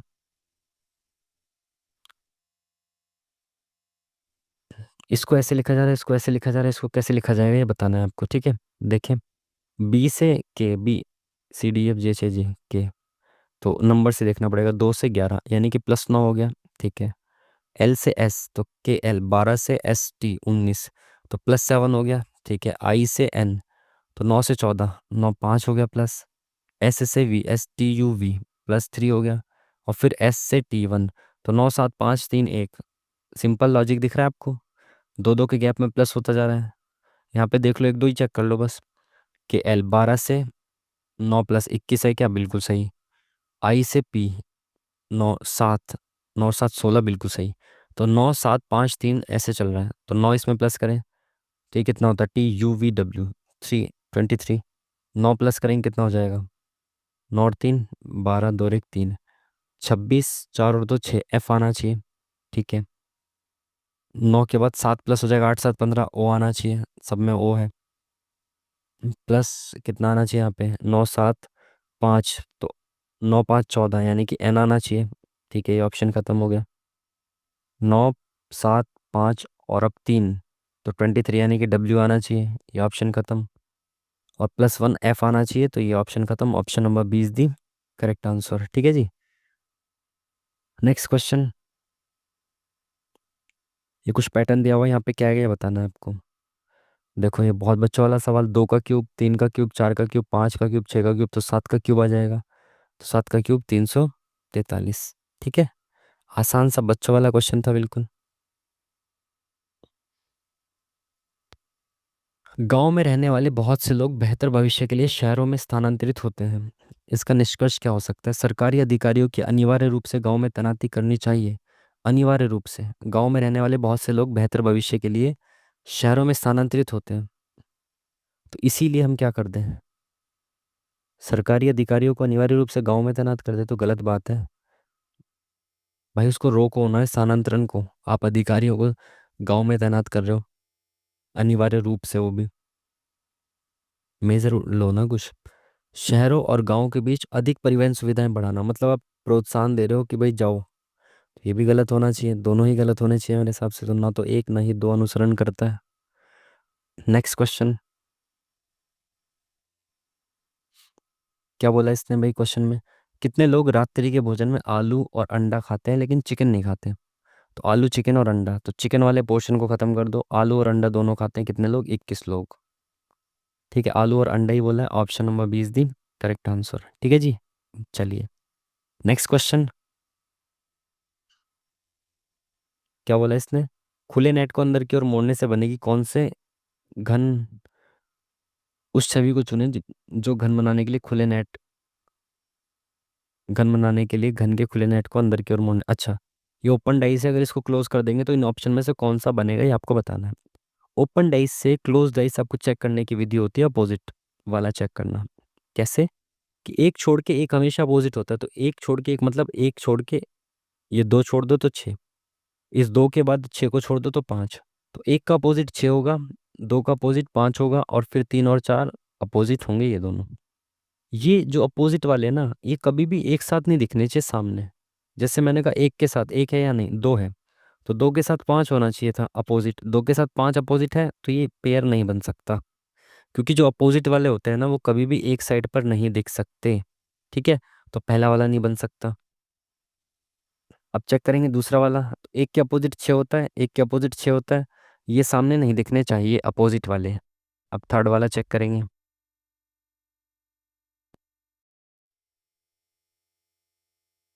अरे भाई क्या हो रहा है ये, थर्ड वाला चेक करिए। तीन के अपोजिट क्या है, चार है, यहाँ पे दिख रहा है क्या, नहीं, तो तीन के अपोजिट तो नहीं है चार। एक के अपोजिट क्या है, छः है, एक के अपोजिट छः है, यहाँ पे दिख रहा है, तो ये भी नहीं बन सकता, अपोजिट वाले सामने नहीं दिखाई देने चाहिए। पाँच के अपोजिट दो है, लेकिन यहाँ पे पाँच के अपोजिट चार है, तो ये तो सही बात है। छः के अपोजिट क्या है, छः के अपोजिट चार है, लेकिन चार के अपोजिट तो तीन है, और छः के अपोजिट एक है, यानी कि ये कोई भी अपोजिट वाला पेयर इसमें नहीं दिखाई दे रहा। तो ऑप्शन नंबर फोर्थ जो है वो सही डाइस एकदम बना रखा है। ठीक है, चलिए। फीवर को ये लिखा जा रहा है, रिवॉल्व को ऐसे लिखा जा रहा है, इसको कैसे लिखा जाएगा ये आपको बताना है। तो फर्स्ट से फर्स्ट का लिंक, फिर फर्स्ट से लास्ट का लिंक देखेंगे, तो छः से नौ यानी कि छः प्लस तीन, पाँच प्लस तीन आठ, वी, TUV, यानी कि बाईस। बाईस को इसने दो कैसे लिख दिया भाई, ई को पाँच प्लस तीन, आर को 18 को तीन लिख दिया इसने, तो ये तो कुछ लॉजिक नहीं बना। तो फर्स्ट से लास्ट वाला देखो, माइनस तीन, पाँच से आठ प्लस तीन, वी को अगेन दो लिख दिया, फिर ई को आठ, एक दो तीन चार पाँच, एक दो तीन चार पाँच, एक दो तीन चार पाँच छः सात, एक दो तीन चार पाँच छः सात। जब ऐसे बड़े बड़े नंबर्स हो ना, जैसे आर को आप 18 लिखोगे, लेकिन इसमें एक ही नंबर में लिखा हुआ है, ठीक है, तो इसमें मोस्ट प्रोबेबली चांस जो होता है वो रैंडम का होता है। ठीक है, रैंडम मतलब एफ को 9 ही लिखा होगा यहाँ पे भी और यहाँ पे भी, ई को यहाँ पे कितना लिखा है, 8 लिखा है, तो यहाँ पे भी ई को 8 लिखा होगा, लिखा है ना बिल्कुल सही, ये ई को 8 लिखा है, देख रहे हो, यानी रैंडमली इसने लिखा हुआ है। तो चेक करो आर, आर को क्या लिखा हुआ है यहाँ पे, 3 लिखा हुआ है, तो यहाँ पे देखो यहाँ पे भी आर को 3 लिखा हुआ है, तो यहाँ पे भी आर को 3 लिखा जाएगा। ठीक है, ओ को क्या लिखा गया यहाँ पे, ओ एक दो तीन चार, एक दो तीन चार लास्ट पे है ना, तो 5 लिखा है ओ को। ठीक है, तो ये दोनों ऑप्शन खत्म। उसके बाद वी को क्या लिखा है, वी को देखो यहाँ पे सेकंड लास्ट दो लिखा है, तो तीन के पाँच के बाद दो आएगा, तो ये ऑप्शन खत्म, ये option number one is the correct answer. ठीक है, समझ पाइए, आपकी स्मार्ट अप्रोच होनी चाहिए कि आपको पता कैसे लगा कि रैंडम होगा। जब आपको पता है जितने अल्फ़ाबेट है उतने ही नंबर्स दे रखे हैं ना, तो इट मीन्स कि ज़्यादा चांसेस है कि रैंडम होगा। ठीक है, बाकी फर्स्ट से फर्स्ट और फर्स्ट से लास्ट का चेक कर लिया करो एक बार। ठीक है, चलिए। 27 से 36, तो प्लस 9 हो गया। ठीक है, यहाँ पे 20 30 और 17 यानी -17 हो गया। ठीक है, 9 17, यहाँ पे कितना है, 11 और 40, 41, तो +41। ठीक है, देखो plus minus plus minus plus, ठीक है, ये तो ठीक बट बैठ रहा है। तो 9 से 17 यानी कि +8 हो गया यहाँ पे, है ना। अब यहाँ पे +8 करेंगे तो कितना आएगा, 25, यानी कि +25 होना चाहिए, तो +25 करेंगे तो कितना आएगा, 644 आना चाहिए। ठीक है, फिर 25 में 8 जोड़ेंगे यानी कि 33, तो -33 करेंगे तो कितना आएगा, 644 में 37 गया तो कितना बचा, 611, बिल्कुल ये सेटिस्फाई कर गया। ठीक है, तो यहाँ पे आएगा 644। ठीक है, प्लस माइनस हो रहा था, मैंने देखा 8 का गैप था शुरू में, फिर मैंने 8 8 के गैप पे प्लस माइनस करके देखा, तो 644 option number D is the correct answer. ठीक है जी, चलिए। कर की दरों में वृद्धि से वेतनभोगी मध्यम वर्ग के धन पर असर पड़ेगा, ठीक बात है, कथन है ये, सॉरी। इसके बाद धारणाएं क्या बनाई जा सकती हैं ये बताना है। ठीक है, वैसे ठीक ही बात है ये, मिडिल क्लास के धन पर असर पड़ेगा। ठीक है, वस्तुओं की कीमत में वृद्धि से गरीबों को भी नुकसान होगा। कथन में क्या बोला है इसने, वेतनभोगी मध्यम वर्ग के धन पर असर पड़ेगा, कर में वृद्धि से वेतन भोगी मध्यम वर्ग के बारे में बताया, लेकिन इसने बोला है कि कीमतों में वृद्धि से गरीबों को भी नुकसान होगा। कथन में लेकिन केवल मध्यम वर्ग के बारे में बात की गई है यार। मध्यम वर्ग पैसे बचाने के लिए अपने अतिरिक्त खर्चे को कम करेगा, लेकिन यहाँ पे धन पर असर पड़ेगा, ये बोला है ना, वेतन में वृद्धि से खर्चे कम करेगा, ऐसा कुछ यहाँ पे लिखा है क्या? Direct connection. हम्म। वेतनभोगी मध्यम वर्ग के धन पर असर पड़ेगा, ठीक है। वृद्धि से गरीबों को भी नुकसान होगा, पैसे बचाने के लिए अपने अतिरिक्त खर्चे को कम करेगा। मुझे तो दोनों ही गलत लग रहे हैं, बट लेट्स सी। ना तो एक ना ही दो। Next question. क्या बोला है भाई? अन्य से भिन्न यानी ऑड वन आउट छांटना है आपको। तो क्या करें आप? ऐसे दिया हो तो पहले से पहले का, फिर फर्स्ट से लास्ट का कनेक्शन देख लें सबसे पहले, ठीक है। पी से के, तो पी, के से देखो, के से P, K L M N O P, तो इधर से 5 + 5 हो गया। ई से जेड प्लस हो सकता है क्या? नहीं। एम से S, M N O P Q R S, 1 2 3 4 5 6, इसमें तो +5 है, इसमें +6 है, इसमें प्लस पता नहीं कितना है। तो फर्स्ट से फर्स्ट का तो लिंक नहीं बैठ रहा। तो फिर फर्स्ट से लास्ट का देखो, पी से you, P Q R S T you +5, ठीक है। जेड से यू, जेड से यू नहीं हो सकता। S T U V W X, तो +5 हो रहा है, बिल्कुल हो रहा है। N O P Q R S, तो सब में फर्स्ट से लास्ट में +5 हो रहा है, +5 हो रहा है, बस इसमें नहीं हो रहा, सेकंड वाले में। तो सेकंड वाला क्या हो जाएगा? ऑड वन आउट हो जाएगा, ठीक है जी। चलिए नेक्स्ट क्वेश्चन। 11 अगस्त 2004 को बुधवार है। 11 फरवरी 2006 को सप्ताह का कौन सा दिन होगा? हर मॉक में आ रहा है ये कैलेंडर का क्वेश्चन, बार बार समझा रहा हूँ आपको। सेम डे पे अगर आप अगले साल जाते हो, जैसे 11 अगस्त 2005 को अगर मैं जाता हूँ, तो यहाँ पे +1 हो जाता है, ठीक है, एक दिन बढ़ जाता है सेम डे को। लीप ईयर होता है तो उसमें फरवरी ऐड हो जाती है, तो +2 हो जाता है, ठीक है। तो 11 अगस्त 2005 को अपने +2 कर दिया। अब आपको 2006 फरवरी तक जाना है, तो अगस्त से चलना शुरू करो। देखो अगस्त में 11 दिन हो चुके हैं, कितने दिन बचे अब? जनवरी, फरवरी, मार्च, अप्रैल, मई, जून, जुलाई, अगस्त। अगस्त होता है 31 का, ठीक है। 11 दिन इसमें काउंट कर लिया हमने, तो कितने दिन बचे? 20 दिन बचे। इसको 7 से काट दो, 7 दूनी 14 +6, 6 बचा, रिमाइंडर लिखते हुए चलना है बस, ठीक है। अगस्त हो गया, अब सितंबर। सितंबर में कितने दिन होते हैं? 30 दिन होते हैं। तो 7 से काट दिया 30 को, तो रिमाइंडर कितना बचा? 2 बचा। सितंबर के बाद अक्टूबर आएगा, इसमें 3 दिन बचेंगे। अक्टूबर के बाद नवंबर, 30 को 7 से काटेंगे, 2 दिन बचेंगे। दिसंबर में अगेन 3 दिन बचेंगे। फिर जनवरी में 3 दिन बचेंगे, 31 की होती है जनवरी। फिर फरवरी में कितने हैं? 11 है, तो 7 से काट देंगे तो 4 दिन बचेंगे। इन सबको जोड़ के 7 से भाग कर देना है। तो 6 और 1 7 तो खत्म, 3 2 5 6 7 खत्म, और 4 3 7 खत्म, तो +3 आ जाएगा ऑड।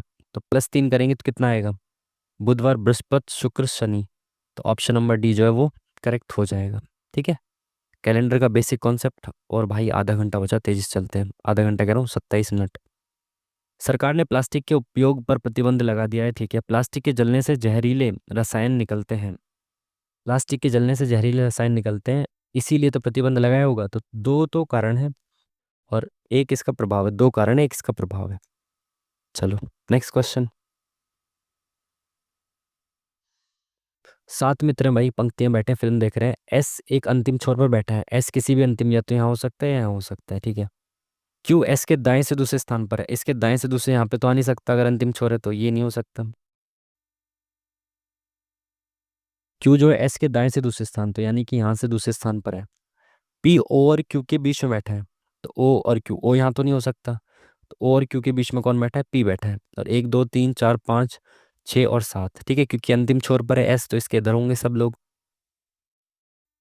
यू किसी भी अंतिम छोर पर नहीं बैठा है, तो यू यहाँ तो नहीं बैठा होगा, या तो यू यहाँ बैठा है, या तो यू यहाँ बैठा है, ठीक है। आर टी के बाएं बैठा है। आर जो है वो टी के बाएं बैठा है। देखो अगर टी यहाँ होता तो आर यहाँ हो जाता, और यू की जगह गिर जाती। तो यहाँ तो नहीं हो सकता आर और टी। भाई यू इन दोनों में से एक स्थान पे होगा, यहाँ नहीं हो सकता यू, ठीक है। तो अगर आर और टी दोनों जगह घिरे, इट मीन्स कि आर यहाँ होगा और टी यहाँ होगा। टी के ठीक बाएं कौन बैठा है? टी के बाएं कौन बैठा है? आर। तो टी यहाँ होना चाहिए, आर यहाँ होना चाहिए, फिर यू बचेगा यहाँ पे। दाएं छोर पर कौन बैठेगा? टी बैठेगा। ऑप्शन नंबर 20 दी करेक्ट आंसर। चलो भाई थोड़ा तेज चलते हैं, 25 मिनट बचे हैं हमारे पास बस। 10 से 0 यानी कि -10, 0 से 20 यानी कि +20, फिर -10 +20 -10 +20 -10 +20 यानी कि 50। सिंपल सा क्वेश्चन, -10 +20 -10 +20, बहुत आसान, बच्चे बच्चे ने कर दिया हुआ है तो सबने। इसको ये लिखा जाता है, इसको ये लिखा जाता है। फास्ट को क्या लिखा जाएगा? फास्ट कहाँ पे लिखा है? देखो फास्ट यहाँ पे लिखा है, यहाँ पे भी लिखा है, इन दोनों में फास्ट कॉमन है। और कुछ कॉमन है क्या दोनों में? फ्यूरियस यहाँ पे है नहीं, कार यहाँ एंड है नहीं। इट मीन्स कि इन दोनों में एक ही चीज़ कॉमन है जो कि फास्ट है। तो एक ही ऐसा होगा जो इन दोनों में कॉमन होगा, कोड। तो GQ यहाँ पे है क्या? नहीं। IP यहाँ पे, IP यहाँ पे, देखो IP यहाँ पे, IP यहाँ पे, इट मीन्स कि IP जो फास्ट का है, क्योंकि फास्ट ही तो कॉमन है दोनों में। चलो नेक्स्ट क्वेश्चन। यदि सबसे बड़ी संख्या के दूसरे अंक को सबसे छोटी संख्या के पहले अंक में जोड़ दिया जाए तो परिणाम क्या होगा? सबसे बड़ी संख्या, इनमें से सबसे बड़ी संख्या कौन सी है भाई? ये है सबसे बड़ी संख्या के दूसरे अंक। तो दूसरा अंक क्या है? 3। सबसे छोटी संख्या के पहले अंक में, तो सबसे छोटी संख्या क्या है इसमें भाई? 265 हो जाएगी सबसे छोटी संख्या, इसका पहला अंक 2 हो गया, इन दोनों को जोड़ दिया जाए ना पहले अंक में, तो परिणाम हो जाएगा 5। Simple. Option number D is the correct answer. चलो भाई 25 मिनट बचे हैं और आराम से जीके और साइंस करनी है, बहुत आराम से कर देंगे, ठीक है। चलो इंग्लिश में देख लो आराम से। निम्नलिखित में से कौन महाराजा धीराज की उपाधि धारण करने वाले प्रथम गुप्त शासक थे? काफी बार आया हुआ क्वेश्चन, बहुत बेसिक सा क्वेश्चन। कौन थे? समुद्रगुप्त, ओ सॉरी, समुद्रगुप्त नहीं, चंद्रगुप्त फर्स्ट, ठीक है। Next question. हाइडेप्सीज यानी कि झेलम के युद्ध में किन दो राजाओं ने लड़ाई लड़ी थी? आप सबको पता है, जब भारत में एंटर कर रहा था सिकंदर, तो वहाँ पे जो वहाँ के राजा पोरस थे, उनसे उन्होंने लड़ाई की थी और बहुत बहादुरी के साथ वो हारे थे। मतलब बहादुरी के साथ हारे थे पोरस, मतलब उन्होंने अच्छा युद्ध कौशल दिखाया था, जिससे सिकंदर भी प्रभावित हुआ था। और उसके बाद उसने वहाँ का जो एरिया था उसको दे भी दिया था शायद। निम्नलिखित में से किस मौसम में भारत में तरबूज, कस्तूरी आदि का उत्पादन किया जाता है? तरबूज आप सबको पता है भाई, पानी की फसल है, बीच में उगाई जाती है, यानी कि जायद फसल है ना। खरीफ, रबी और जायद ऐसे होता है ना। मानसून वाली, रबी सर्दियों वाली, और जायद जो है वो बीच में जो समय बचता है ना गर्मियों वाला, उसमें जो पानीदार फसल होती है ना, जैसे खीरा, ककड़ी, खरबूजा, तरबूजा, ये सब जायद में आते हैं, ठीक है। डैश सारग्राही कला, सारग्राही कला, ये उड़ीसा तो नहीं है ऑप्शन में। ये आया हुआ ना पहले भी ऑलरेडी, जिसमें 7वीं 8वीं शताब्दी चालुक्य के अधीन उत्तरी और दक्षिणी भारत की वास्तुकला का सुमेलित मिश्रण हुआ। सारग्राही कला, आई थिंक पट्टाडक्कल था। ये बहुत बार आया वो क्वेश्चन है, सेम क्वेश्चन। Next question. 2023-24 में मानव विकास रिपोर्ट में मानव सूचकांक HDI में कौन सा देश शीर्ष पर है? नॉर्वे और स्वीडन, फिनलैंड, यही दो तीन फर्स्ट सेकंड थर्ड पे रहता है, बट नॉर्वे मोस्टली फर्स्ट पे रहता है, mostly. I am not sure, मुझे पता नहीं है अभी कौन सा रहा है 23-24 में, बट नॉर्वे हमेशा रहा है। मतलब मोस्टली रहता है, हमेशा तो नहीं, मैंने जितनी भी रिपोर्ट्स पढ़ी हैं हमेशा मोस्टली दिखता है मेरे को नॉर्वे फर्स्ट पे, ठीक है। कौन सा नर्तक ओडिसी नृत्य से संबंधित है? शोभना, नारायण, बिरजू महाराज तो कथक से हैं, सुजाता महापात्रा, महापात्रा, जैसे आपको महापात्रा दिखे ना तो आप समझ जाना तुरंत किससे है, ओडिसी से संबंधित है, ठीक है। केलुचरण महापात्र से याद रखना। Next question. चैतन्य, जिसे श्री गौरांग के नाम से भी जाना जाता है, डैश के एक लोकप्रिय वैष्णव संत के रूप और लोकप्रिय वैष्णव संत और सुधारक थे। चैतन्य, जिसे श्री गौरंग के नाम से भी जाना जाता है, डैश के एक लोकप्रिय वैष्णव संत और सुधारक थे। मदुरै, पंढरपुर, नादिया, ओ भाई, नादिया जी आ गई भाई यहाँ पे।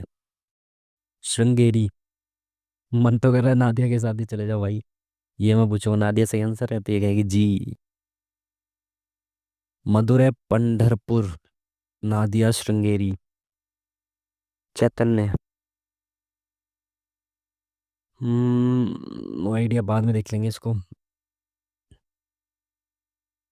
निम्नलिखित में से कौन 16 महाजनपदों में से एक नहीं है? महाजनपदों में से एक कौन नहीं है? कौशल बिल्कुल है, अंग, कुरु, कामरूप क्या आ गया भाई? तो ये महाजनपद नहीं है, तो बेसिक सा सवाल है। कदम बांध डैश में कदम नदी के संगम पर स्थित है। कदम, आई थिंक सुना है ना ये, साउथ में है, बट साउथ की ही हैं सारी नदियाँ। कदम बांध, यार मैंने सुना है। हम्म, गोदावरी, काबिनी, कावेरी। कदम, काबिनी। नाम थोड़ा ऐसा लग रहा है कि मेरा इंट्यूशन कह रहा है काबिनी होना चाहिए, आई थिंक। बाकी सुना तो है यार, ये ऑप्शन नंबर सी मेरे हिसाब से होना चाहिए। नाट्यशास्त्र तार वाले वाद्य यंत्रों को डैश वाद्य के रूप में वर्णित किया जाता है। ये भी शायद अभी किसी मॉक में आया तो था। नाट्यशास्त्र तार वाले वाद्य यंत्रों को डैश वाद्य के रूप में वर्णित किया जाता है। अवनद, सुशीर, घन तत्। यार आया तो था बट लेट्स सी। हिंदू उत्तराधिकार अधिनियम ने भारत में वंशानुक्रम के नियम को कब त्याग दिया? हिंदू उत्तराधिकार अधिनियम ने भारत में वंशानुक्रम के नियम को कब त्याग दिया? हिंदू उत्तराधिकार नियम तो 56 का है ना, तभी से वंशानुक्रम का नियम बदल गया था, तो ऑप्शन नंबर वन ही होना चाहिए, है ना। 56 के बाद या 56 ही होना चाहिए, 56 से पहले का तो नहीं हो सकता, ये तो ही नहीं होगा, क्योंकि अधिनियम आया ही 56 में। वंशानुक्रम का तो शुरू से ही खत्म कर दिया था ना हिंदू मैरिज एक्ट के साथ ही, हिंदू उत्तराधिकार अधिनियम के साथ ही। उत्तराधिकार का मामला तभी तो वंशानुगत वाला सीन खत्म हुआ ना। खैर आगे बढ़ते हैं।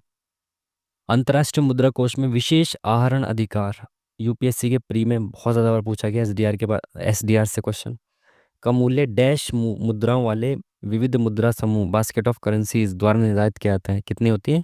5 मुद्राएं होती हैं। कौन कौन सी? अभी तो फिलहाल मैं रिकॉल भी नहीं कर पाऊंगा, वैसे ही रात का समय हो चुका है। Next question. एसडीआर राइट्स जो है ना, वो काफ़ी फेमस चीज़ है इकोनॉमिक्स में, अगर आपने पढ़ा हो। अभी मैं एक्सप्लेन नहीं करूँगा, ठीक है। आगे बढ़ते हैं।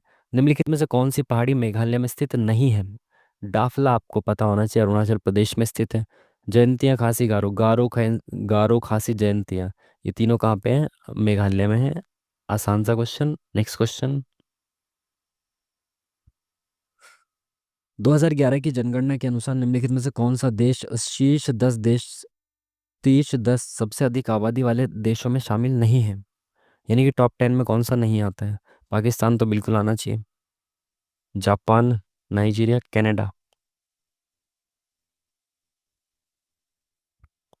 Japan, Nigeria, Canada. Canada I think of, ये बहुत कोल्ड प्लेस पे है, तो इतनी आबादी इसकी तो नहीं ही होनी चाहिए, है ना। उत्तरी मतलब ध्रुव के पास है ना, ध्रुव कह रहा हूँ मतलब बहुत, ध्रुव के पास ही कह लो, उत्तरी ध्रुव के पास ही है, नहीं है नॉर्थ अमेरिका में। तो यहाँ की पॉपुलेशन इतनी ज़्यादा नहीं होनी चाहिए मेरे हिसाब से। तो भाई मैं तो कनाडा के साथ जाना चाहता हूँ, बाकी लेट्स सी। विश्व वन्य जीव दिवस 2024 की थीम वस्तु विषय, सॉरी वस्तु विषय कह रहा हूँ यार, विषय वस्तु। देखा, मेरी शक्तियाँ धीरे धीरे खत्म होती चली जा रही हैं जैसे जैसे रात बढ़ रही है। विषय वस्तु कौन सी थी ये बतानी है, वन्य जीव दिवस 2024 की विषय वस्तु। पीपल एंड दी, आगे बढ़ते हैं भाई, इसको गैस भी नहीं करना अभी, थोड़ा सा नींद में है हम। आगे बढ़ते हैं। किस संशोधन के तहत गोवा को पूर्ण राज्य का दर्जा दिया गया था? तो भाई गोवा को पूर्ण राज्य का दर्जा दिया गया था आपका 56वां, है ना। हाँ, 71वां तो भाषाएं जोड़ी गई थी ना, 3 भाषाएं जोड़ी गई थी 8th शेड्यूल में, तो ये नहीं हो सकता। 52वें से क्या हुआ था? 10वीं अनुसूची जोड़ी थी। 61वें से 21 से 18 की गई थी उम्र, तो यही बचा, ये होना चाहिए। और हम्म, कब हुआ था? अब आगे बढ़ेंगे थोड़ा सा। भारत पेट्रोलियम कॉरपोरेशन के प्रीमियम पेट्रोल स्पीड के ब्रांड एम्बेसडर के रूप में किसे पेश किया गया है? स्पीड के ब्रांड एम्बेसडर हिमा दास हो सकती है भाई, क्योंकि हिमा दास आपको पता है स्पीड के लिए। भारत के संविधान का कौन सा अनुच्छेद भारतीय संसद में मंत्रिपरिषद की भूमिकाओं और जिम्मेदारियों का वर्णन करता है? तो मंत्रिपरिषद से रिलेटेड जो होता है वो एक पहले होता है आर्टिकल, ठीक है। यानी 75 प्रधानमंत्री का, इससे पहले हो जाएगा मंत्रिपरिषद। 164 मुख्यमंत्री, इससे पहले आ जाएगी मंत्रिपरिषद, ठीक है। तो article number 74, option number one is the correct answer. Next question. 1985 के 52वें संविधान संशोधन अधिनियम ने भारतीय संविधान की डैश अनुसूची, अभी मैंने बताया आपको 10th शेड्यूल में चेंज किया गया 52वें संविधान संशोधन से, दल बदल विरोधी कानून इसमें आ गया था, तो 10वीं अनुसूची है ये। आसान सा so question. Next question, Harshvardhan का दरबारी कवि कौन था? बाण भट्ट साहब थे। बहुत बेसिक सा क्वेश्चन, नींद में भी हम याद कर पा रहे हैं इसको, ठीक है। तो जीके जीएस अगेन ठीक ठाक इसमें आइए। 3 क्वेश्चन हमारे स्किप हुए हैं इसमें से, और जो किए हमने मोस्ट प्रोबेबली सारे ही सही होने चाहिए, ठीक है। चलिए, साइंस में बस यार, देखो साइंस में ये मान के चलो कि न्यूमेरिकल होंगे कम से कम 8-10 क्वेश्चन तो इसमें आराम से छूटेंगे न्यूमेरिकल्स, है ना। न्यूमेरिकल मेरे को बिल्कुल भी नहीं आते हैं, जीरो है मेरा, नील बटा सन्नाटा है न्यूमेरिकल्स में, साइंस में, ठीक है। बाकी बायोलॉजी के या इजी इजी क्वेश्चंस जो होते हैं, प्लांटेशन वगैरह के, न्यूट्रिशन और ये सब चीज़ें के, थोड़े बहुत हो जाते हैं ना। जीवन की वह अवधि, पहले इसको इंग्लिश में पढ़ना चाहते हो इंग्लिश में पढ़ लेना भाई। जीवन की वह अवधि जब शरीर में प्रजनन परिपक्वता के लिए परिवर्तन होते हैं, डैश कहलाते हैं। परिपक्वता, किशोरावस्था, क्लोनिंग, नवोदय। हाँ, किशोरावस्था में तो होती है सब परिपक्वता के लिए परिवर्तन, ठीक है। ऐसे सवाल पूछ रहा है यार, तो दिक्कत नहीं है। धातुओं के निम्नलिखित में से कौन सा समूह इतना नरम है कि उन्हें चाकू से काटा जा सकता है और निम्न घनत्व और निम्न गलनांक होता है? ये तो भाई पढ़ा था, ये तो एनटीपीसी के पीवाईक्यू में भी था मेरे, एज इट इज मैंने लिखा हुआ भी है नोट्स में। चाकू से काटा जा सकता है, arsenic, antimony, bismuth, beryllium, calcium, calcium तो नहीं होना चाहिए, germanium, gallium, indium, lithium, sodium, potassium. ये तो मेरे को एज इट इज मैंने लिखा हुआ, सेम 3 ऑप्शन ऐसे लिखे हुए, लिथियम, सोडियम, पोटेशियम, बिल्कुल सेम ऐसे लिखे हुए। चलिए नेक्स्ट क्वेश्चन क्या बोला इसने, कौन सा अम्ल पेट में प्रवेश करने वाले जीवाणुओं को नष्ट करता है? अगेन ये 101वीं बार आ रहा है क्वेश्चन, पहले भी बहुत सारे मॉक में आ चुका है। तो हाइड्रोक्लोरिक एसिड जो है वो ये काम करता है। कौन सा कथन गलत है ये आपको बताना है। जंतुओं में कोशिका भित्ति मौजूद होती है, जंतुओं में नहीं होती है भाई ये कोशिका भित्ति, ये गलत है, पहले ही वाला गलत है, खत्म काम। नेक्स्ट क्वेश्चन आगे बढ़ो। कौन सा जीवाणु जनित रोग नहीं है? यार ये सब मेरे से इतनी मेहनत ना करवाओ भाई। जीवाणु जनित और विषाणु जनित मैंने अलग अलग आपको ट्रिक लिखवाई थी, तो एक बार और लिख लो, जीवाणु जनित की ट्रिक क्या होती है, वही जो मैंने आपको बताया था। पंडित का टिक न्यू है, ये मैंने भी देखी थी, वो जो फेमस टीचर है ना, वो करंट अफेयर वाले, यार क्या नाम है उनका, पंडित का टिक न्यू है। उसके बाद सगो, ठीक है। प से क्या होता है भाई आपका, प्लेग। डी से होता है डिप्थीरिया। त से क्या होता है आपका, तपेदिक, ठीक है। और का से होता है आपका काली खांसी, ठीक है। टी से आपके 2 रोग होते हैं, टिटनेस और एक होता है आपका टाइफाइड, ठीक है। और टी क से कौन सा होता है, कुष्ठ रोग। क से होता है आपका कुष्ठ रोग। और न्यू से कौन सा होता है भाई, निमोनिया, सॉरी, नी से निमोनिया, ठीक है। है से हैजा, और से होता है आपका स्टिफलिस, ठीक है। और गो से होता है आपका गोनेरिया। अभी बताना है कि कौन सा बैक्टीरिया वाला नहीं, देखो हैजा तो है, आंत्र ज्वर, आंत्र ज्वर ये टाइफाइड को ही कहते हैं, ठीक है। देखना चाहते हो तो देख लो इंग्लिश में, हाँ। रेबीज, तो रेबीज तो वैसे भी सबसे पहला रोग, वो रचना वाली जो ट्रिक है, रचना पान वो वाला है ना, ट्रिक जो है, तो उसमें तो वैसे ही ये विषाणु में आ जाती है। प्लेग यहाँ पे आ गया पहले ही, तो रेबीज जो है वो विषाणु जनित है, ना कि जीवाणु जनित है, ठीक है। नेक्स्ट क्वेश्चन, केवल पादप केवल पादप को केवल पादप कोशिकाओं में मौजूद होते हैं। माइटोकॉन्ड्रिया, केंद्रक, गोल्जी का है, प्लास्टिड। केवल पादप कोशिकाओं में मौजूद होते हैं क्या? माइटोकॉन्ड्रिया, केंद्रक, गोल्जी का है। गोल्जी का है तो जंतुओं में भी होते हैं शायद, आई थिंक। केंद्रक, केंद्रक मोस्टली पादप वादप में मैं देखता हूँ, तो I think, I am not sure, but देखते हैं क्या होता है।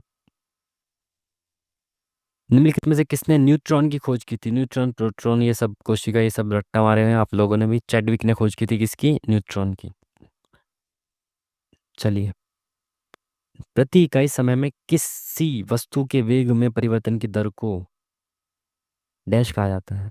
प्रति इकाई समय में किसी वस्तु के वेग में परिवर्तन की दर को त्वरण कहा जाता है। ये सेम अभी तो मॉक टेस्ट में आए हुए क्वेश्चन थे यार, ऐसे ऐसे क्वेश्चन रिपीट हो रहे हैं। अच्छी चीज ऐसे होना चाहिए। ठीक है। चलिए, जिप्सम का रासायनिक सूत्र, अगेन ये एनटीपीसी का क्वेश्चन भाई, सेम मैंने लिखा हुआ है इसको भी। CaSO4, और उसके बाद ये तो नहीं होना चाहिए, ये होगा आपका, हाँ एक बट नहीं, हाफ तो अलग होता है वो, 2H2 होना चाहिए, हाँ ये होना चाहिए। Option number D is the correct answer. एल्किनो के सामान्य सूत्र की पहचान करनी है भाई, एल्किनो, ये भी अगेन एनटीपीसी का क्वेश्चन सेम। CN, और ये होता है आई थिंक 6N, हाँ ये 6N होता है। Option number one is the correct answer. Next question, इनको मैच करना है भाई आपको, ठीक है? तो देखो भाई क्या हो सकता है। विटामिन ए, एस्कॉर्बिक अम्ल, रेटिनॉल, कोबालामिन, ये क्या लिखा है, एर्गो कैल्सीपेरॉल। तो भाई विटामिन ए आँख से रिलेटेड समस्या होनी चाहिए, तो ए में तो एक का तो बी होना चाहिए, है ना? तो एक का बी, तो ये ऑप्शन तो नहीं होने चाहिए। ठीक है, B12, vitamin C, vitamin D.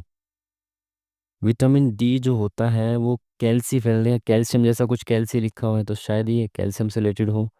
4 का डी, बिल्कुल सही देखा मैंने, सही पहचाना एकदम। थोड़ा थोड़ा तो मैं साइंस में भी लगा सकता हूँ यार, ये लॉजिक्स। अब टाइम कम है, थोड़ा तेजी से चलना पड़ेगा। Vitamin C, vitamin C acid वगैरह से रिलेटेड हो तो शायद ए में होना चाहिए, 3 का। तो 3 का ए में हो तो ये होना चाहिए ऑप्शन नंबर डी। ठीक है, बाकी थोड़ा तेज चलते हैं। न्यूटन की गति के पहले नियम को डैश के नाम से भी जाना जाता है। भाई कितनी बार पूछोगे इसको? जड़त्व का नियम भी कहते हैं न्यूटन का गति के पहले नियम को। ठीक है, उस अम्ल की पहचान कीजिए जो जिंक को जिंक सल्फेट में परिवर्तित करता है। जिंक को जिंक सल्फेट, सल्फेट बनाने के लिए सल्फ्यूरिक एसिड चाहिए होगा ना, से सल्फेट, सल्फ्यूरिक एसिड। ये तो आसान आसान से क्वेश्चन दे रखे हैं भाई। हम्म, निम्नलिखित में से कौन सी विशेषता जगत कवक की नहीं है? कवक, कवक की विशेषता नहीं है बताना, इनमें गति के लिए कोई तंत्र नहीं होता। गति के लिए तंत्र नहीं होता भाई, होना चाहिए। बहुकोशिकीय संरचना होती है, सही बात है। अच्छा ये गलत हो जाएगा ना पहला वाला ही, गति के लिए कोई तंत्र नहीं होता। कोशिका भित्ति होती है इसमें, कवक में, हाँ ठीक बात है। क्लोरोप्लास्ट होते हैं इस, हरित लवक, एक सेकेंड, कवक में हरित लवक नहीं होते भाई, क्लोरोप्लास्ट नहीं होते, ये तो ये वाली चीज़ ठीक है, बिल्कुल बिल्कुल सही। ऑप्शन नंबर डी बिल्कुल सही, ये तो बेसिक सी चीज़ थी। डैश का उपयोग मिश्रण के घटकों को अलग करने के लिए किया जाता है, जिसमें दो मिश्रणीय तरल पदार्थ होते हैं जो बिना अपघटन के उबलते हैं और उनके क्वथनांक में पर्याप्त अंतर होता है। घटकों को अलग करने के लिए किया जाता है, जो दो मिश्रणीय तरल पदार्थ होते हैं जो बिना अपघटन के उबलते हैं, उनके क्वथनांक में पर्याप्त अंतर होता है, ये होता है आपका आसवन। ये सेम क्वेश्चन आया हुआ है, 3 4 बार आ चुका है पहले भी। सेम वो रिपीटेड क्वेश्चन आ रहे हैं भाई बार बार।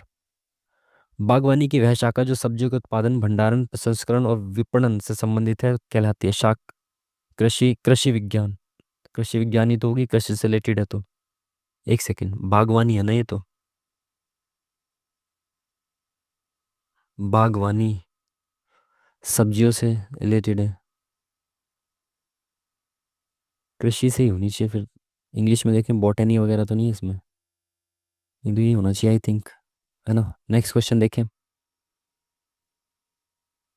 एक सेकेंड यार, ये मेरे को लग रहा है ये नहीं होना चाहिए। कृषि, सब्जियों से संबंधित है, सब्जी तो शाक को सब्जी कहते हैं ना, फल से रिलेटेड नहीं है। मधुमक्खी से रिलेटेड तो नहीं होगी, फल से भी नहीं है। बागवानी की बात चले तो कृषि में नहीं आना चाहिए ना बागवानी को, तो मेरे हिसाब से फर्स्ट होना चाहिए, फर्स्ट ही होना चाहिए। डैश को एक प्रकृति की एक कार्यात्मक इकाई के रूप में देखा जा सकता है जहाँ जीवित जीव आपस में और आसपास के भौतिक पर्यावरण में परस्पर अन्योन्य क्रिया करते हैं। ये किसकी पारिस्थितिकी तंत्र की परिभाषा होती है? Option number C. ठीक है, एनवायरनमेंट में आपने इसको रटा होगा परिभाषा को। ठीक है, आसपास के पर्यावरण से और आपस में परस्पर क्रिया करते हैं। ठीक है, फूल के अंडाशय के अंदर छोटी गोल संरचनाओं को डैश कहा जाता है। अंडाशय के अंदर छोटी छोटी गोल संरचनाएं बीजांड होती हैं। ठीक है, ये तो आपने फूल के चित्र को रटा होगा। केंद्रक झिल्ली के साथ सुव्यवस्थित केंद्रक वाली कोशिकाओं को डैश के रूप में नामित किया गया है। केंद्रक झिल्ली के साथ सुव्यवस्थित केंद्रक, केंद्रक झिल्ली प्लस सुव्यवस्थित केंद्रक वाली कोशिका, ये होती है आपकी ये भी एनटीपीसी का क्वेश्चन है शायद। ये प्रोकैरियोटिक नहीं यूकैरियोटिक होते हैं। ठीक है, ये होती है 100%। आर्सेनिक का रासायनिक सूत्र, अगेन ये भी एनटीपीसी का, सारे एनटीपीसी के भाई पीवाई क्यों है, ये सारे नोट्स में लिखे हुए भी ऑलरेडी। एएस होता है आर्सेनिक का। ठीक है, चलिए नेक्स्ट क्वेश्चन। ऊष्मा स्थानांतरण के निम्नलिखित में से किस तरीके के लिए किसी माध्यम की आवश्यकता नहीं होती? अब बताओ यार। सेम अभी जो हमने रिसेंट का मॉक लगाया ना, जस्ट इससे पिछला, उसमें भी सेम ही क्वेश्चन था। विकिरण के लिए किसी भी माध्यम की आवश्यकता नहीं होती। ठीक है, चलिए। पराश्रव्य अल्ट्रासोनिक तरंगों की आवृत्ति कितनी होती है? 20 से 20 हजार। 20 से 20 हजार, ऑप्शन नंबर वन। 20 हजार, 20 से अधिक, 20 हजार तक। मनुष्य में गुणसूत्रों के कितने युग्म मौजूद होते हैं? गुणसूत्र कितने होते हैं? 22 एक्स और एक जोड़ा वाई, तो 23 जोड़ा होते हैं। ठीक है, 23 युग्म होते हैं। ठीक है, चलिए। एक कैरियोटिक कोशिका के कोशिका द्रव्य का दो संतति कोशिकाओं में विभाजन है। डैश एक यूकैरियोटिक कोशिका के कोशिका द्रव्य का दो संतति कोशिकाओं में विभाजन है। कोशिका द्रव्य विभाजन सेप्सिस, केंद्रक विभाजन जेनेसिस।